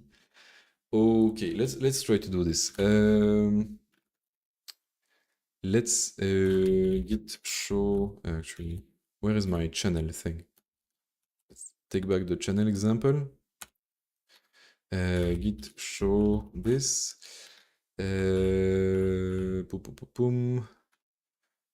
Let's just copy the thing. So use embassy sync channel like so. Yeah, and I can have a receiver as well. That's fine by me. Yeah, I need this. Don't need this. Don't need this. Actually, I can have a ticker. Yeah, it makes more. Yeah, I don't know if It doesn't matter, I guess. It does not matter, I guess. So I want to have embassy executor task, and then does it say? So there is an optional pool size attribute, and that's it. Okay. Pool size is equal to 2 in my case, and async fun will just be sending numbers, and it will take receiver, which is a receiver that has a static lifetime, no op thing, embassy thing. What is it? Is there like row mutex, blocking mutex, row, no this, no row mutex, utils2, and it will have a size of, I don't know, 3, sure. Okay, then what it will do is just loop. Actually, we want a sender, no? Yeah, let's have a sender here. Sender. Let it take the same argument. It's just an infinite loop, and it will do let v is equal to sender. Send to have a let mute counter is equal to 0. Again, counter plus equals to 1. We'll send the counter and await. Right, and yeah, that's it. I'm guessing we just need to unwrap actually if it's a sender. Or maybe we don't need to do anything. Yeah, we don't. So let's create all the. Let me just copy paste this. Yeah, yeah. I'm a bit too lazy to write it again. Okay, so as we have a static cell of a channel, no op, this is the same. Yep. Then let sender is equal to channel sender. We want the receiver as well. Receiver, like so. Yes. Next, in the main loop, we want to do let v is equal to receiver receive. This will be an await. Here we need to have this and then the timer after, so we can do directly milliseconds here. Like so, half seconds. Int ln received this v. And I think I should have an ID, which is just a mutex2. Can I send like a struct message is equal to count mutex2 and ID mutex2. Let's message equal to message counter and count equal to counter and ID is equal to ID. And here we just send message. Yeah, we don't have to do this actually. The return type of message. The return type of this call is message due to the type of the argument passed. Oh yeah, right. This is a message now. And here it's message as well. And I don't need to init it like this, I think. I think this is fine. Okay. and here I can just do M. Can I just do match? So, and here I can do message counter, and ID should just be 1. Println first task counter. Oh, count. So, hey, I'm back. Hey, what's up? I'm trying to. I found a way to spawn multiple tasks that have the same name. You just need to have a pool size of 2. I mean, yeah, okay, that's a bit not understandable if you just came back. But basically, what I had before is I had this. So I just had a task, and then in the spawner, I said spawn, and then my task, which is sending numbers, for example. And then if I try to spawn it twice, it wouldn't work because we're an embedded system and it needs to pre-allocate the memory. There is no heap allocation. But now if I do, I read in the documentation that if you do pool size is equal to 2, it will pre-allocate 2 slots, so you can launch 2 tasks of this type, which is great. 1, 2, and then the sender, and then the sender as well. And wrap. And wrap. Expected 2 dots. Where? ID, like so. No, to ID 2. And the rest will just be panic.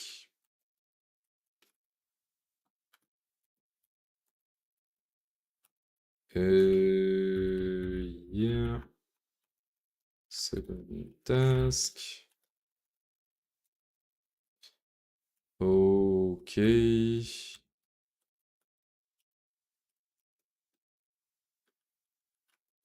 What does this? Yeah. Okay. I just need to await it. And that's it. And this should work. Let's see.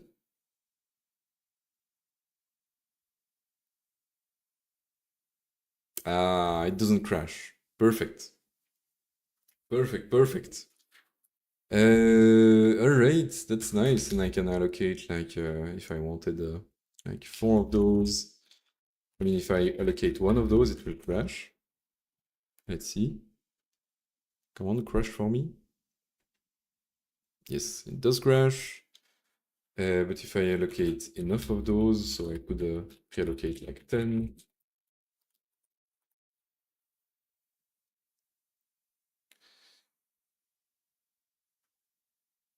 Yeah, okay, that works. So yeah, I feel like one of the redundant pattern of embedded system is basically you have to always pre-allocate everything. There is no like dynamic allocations, which changes the style of programming a bit. But it's not too bad. I think I already started to implement that when I write C code, because just dealing with a ton of mallocs everywhere is a bit annoying. It's easier if you pre-allocate a fixed size and deal with that in most cases. But okay. And so I could have like as much tasks as I want.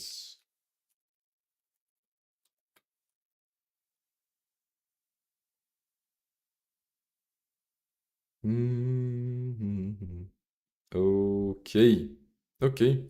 That makes sense. Now I want to test if I can spawn a task from a task. If that makes sense. If that makes sense. Okay, let me just quickly commit this. Task pool pool size, non pool size. What time is it?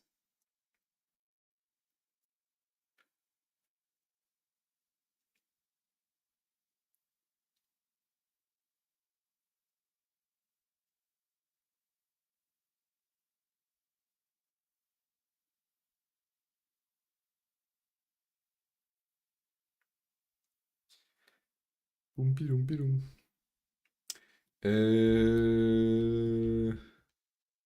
Badabadam. Okay. For multiple instance task, yeah, that's what I just read. Okay, so they pre-allocate the task size. Apparently, when you use nightly, they can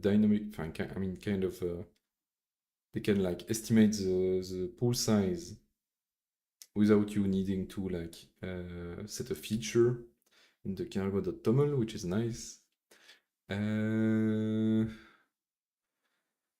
You can change it in the cargo.toml or in an environment variable, that's fine.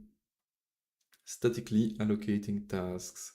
When using nightly Rust enables nightly cargo feature, this will make Embassy Executor use the type alias imp trait feature to allocate all tasks in statics. Each task gets its own static with the exact size to hold the task, or multiple instances of it if using pool size.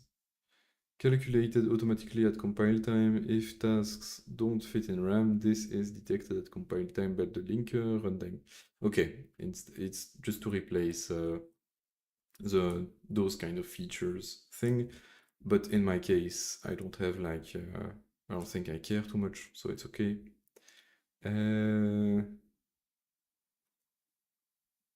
Okay, I can change the architecture.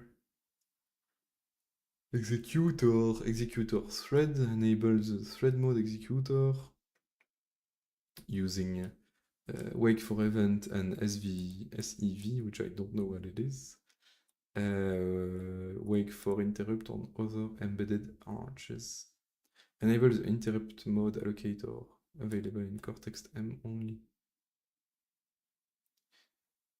Okay, so I'm guessing my default is wake for interrupt.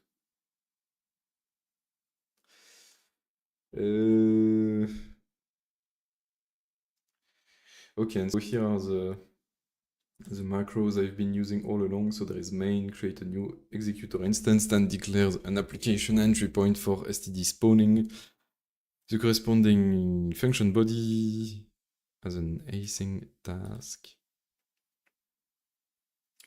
Okay. The function must accept exactly one parameter, spawner. The function must be declared as async. The function must not be generics. Only use a single main. Yeah, okay. All of those make sense. Task.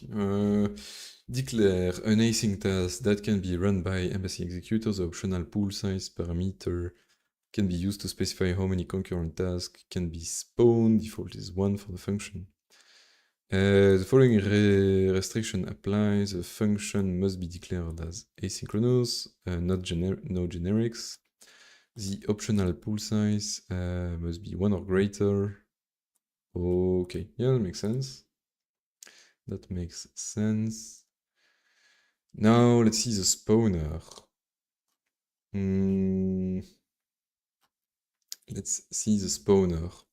So I have spawn, I have must spawn. Well, I guess I should use must spawn in my case since I unwrap everything.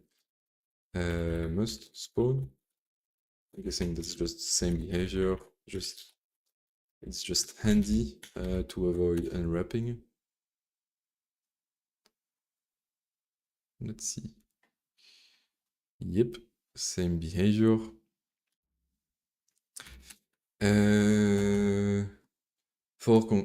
For current executor, get the spawner for the current executor. Oh, so that's how I could do it. So could I do like in my sending number task, can I do let spawner is spawner is equal to spawner for current executor. Let's maybe here derive debug. Can I derive that here? And can I just say like let v is equal to this, and println received debug value, because I don't want to copy this everywhere. Okay. And so I get the spawner for the current executor. Can I use the spawner to spawn a new task from a task? And so that will be, let's say ID times 2. No, let's say ID plus 10. Consider awaiting on the future. Spawner must spawn. Consider awaiting the future. Is this a future? Oh yeah. Wait. Okay, let's see if this works. Curious. Should have enough space with 10 of them, since I'm only gonna oh, never mind. I thought I was only going to spawn 6 of them. Let's see if it's not enough space problem. Oh, yeah, okay. Yeah, I'm basically spawning them recursively, so that won't work. Let's say if ID is lower than 10, we spawn a new one, otherwise we don't. Why are you? Why?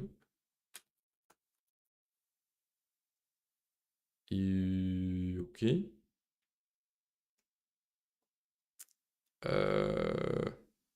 Okay, so here I have ID 1 and 11.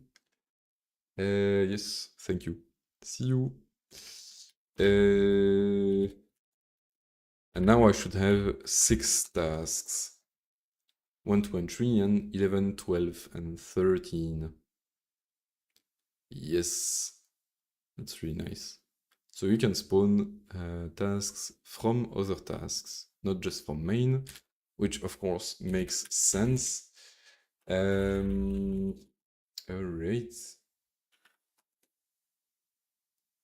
Alright. So I guess I have my answer for what I should use this for. This function is async, just get access to the current async context. It returns instantly. It does not block yield. Can spawn. You obtain the token by calling the task function. Okay, yeah, that makes sense. Must spawn, panicking on failure, make send.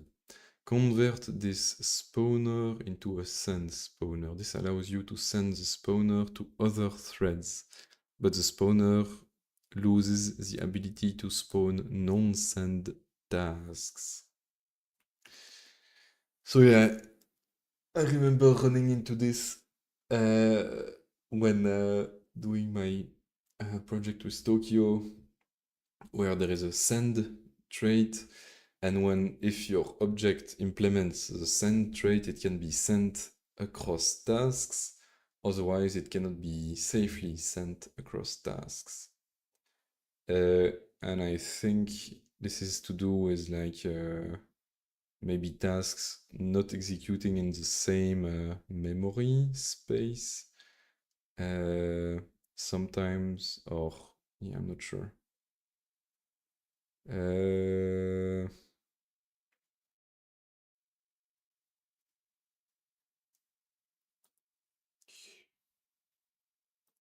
Okay, so I can clone it, that's fine. Let's see what a send spawner is. Handle to spawn task in an executor from any thread. Handle to spawn tasks from an executor from any thread. This spawner can be used from any thread. It is send. Okay, but it can only spawn send tasks. The reason for this is spawning is effectively sending the tasks to the executor thread. If you want to spawn non-send task, use spawner. And what is a send task? So it has a kind of the same stuff. And spawn token. Token to spawn. So that's still the same thing. What is the send? Okay, so those implement send. So it's a spawn token that implements send, and in the previous one, it's just a value. It doesn't have to implement send. Okay. Okay. And so this is a token that is made by the task. The task macro. It makes this function return a spawn token. Token to spawn a newly created task in an executor when calling a task function like this. The returned value is a spawn token that represents an instance of the task ready to spawn. You must then spawn it into an executor, typically with spawner spawn. The generic parameter s determines whether the task can be spawned in executors in other threads or not. If s send, it can, which allows spawning into a send spawner. If not, it can't. So it can only be spawned into the current thread's executor with spawner. How do I make it send, though?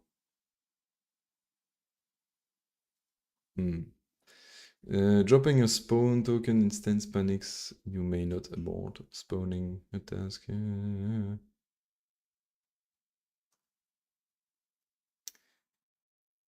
you failed. Drop.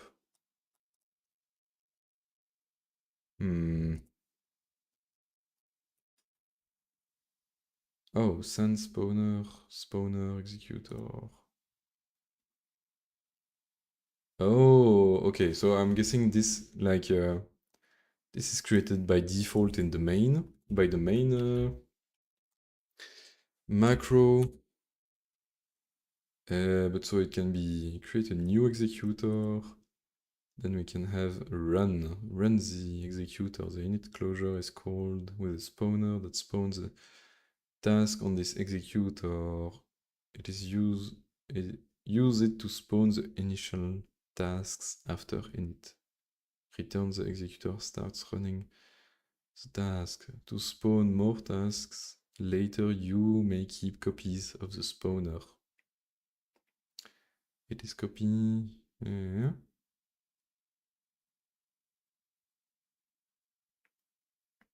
This function requires a static mute self. This means that you have to store the executor instance in a place where it will live forever and grant you mutable access. There's a few ways to do this. Static cell, static mute, and safe. A local variable in a function you know never returns.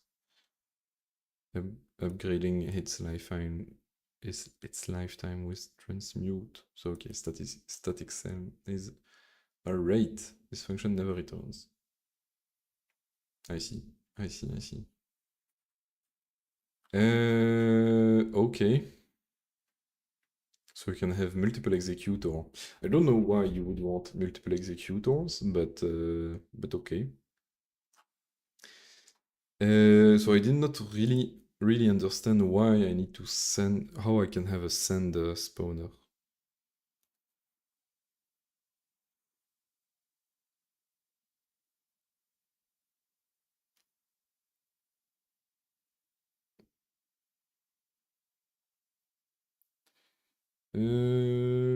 Bully. How can I have a spawn token that implements send? Hmm.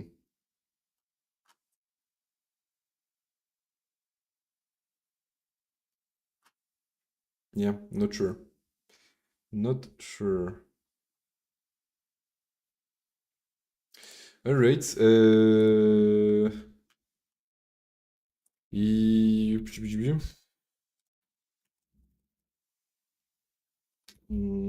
Whoops.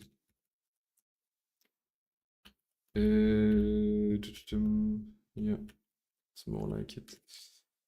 Fuck's sake. Okay, so I need to put that in the main and put this.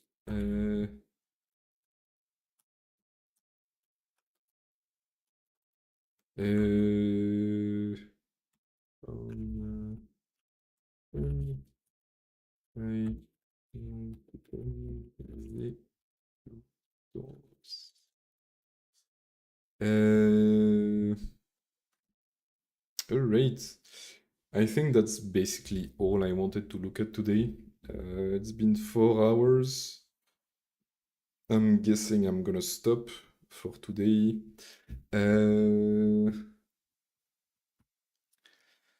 I think I will read up on UART so that I can do it tomorrow. And I will read up a bit on what? I don't know. I think there was this embedded IO crate, which I'm curious about. Embedded IO. Yeah, something like that. Which I think is like to like put all the hardware abstraction layer together or something. Not sure.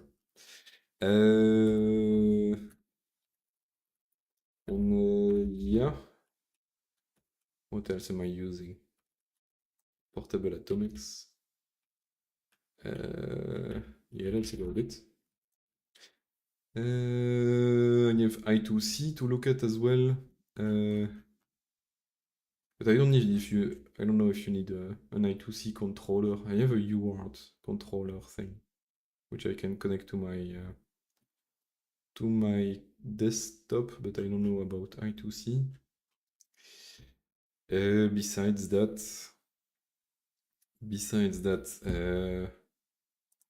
let's see. What else is there? Embassy boot. I think that's a bit too low level for now.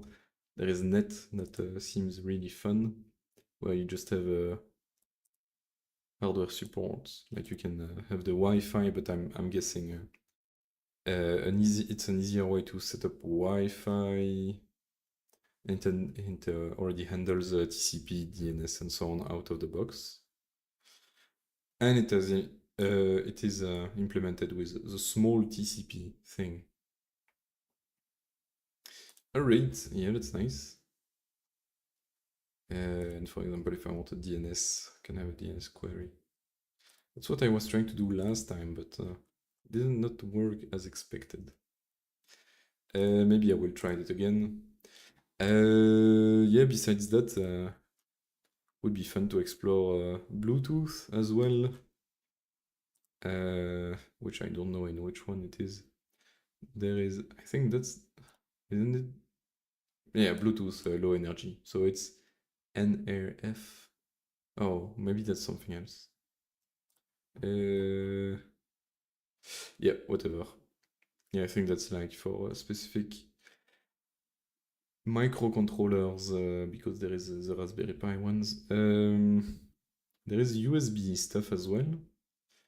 Besides that, I'm trying to look into stuff I haven't seen yet. And yeah, there is the boot one, but I'm not sure I understand the boot one or why it's needed. I know what a bootloader is, just I'm not sure why it's needed. Maybe I've been using it all this time in the background without knowing it. Don't know. Anyway, that's it for today. And yeah, see you tomorrow probably for UART and maybe a bit of networking. Yep.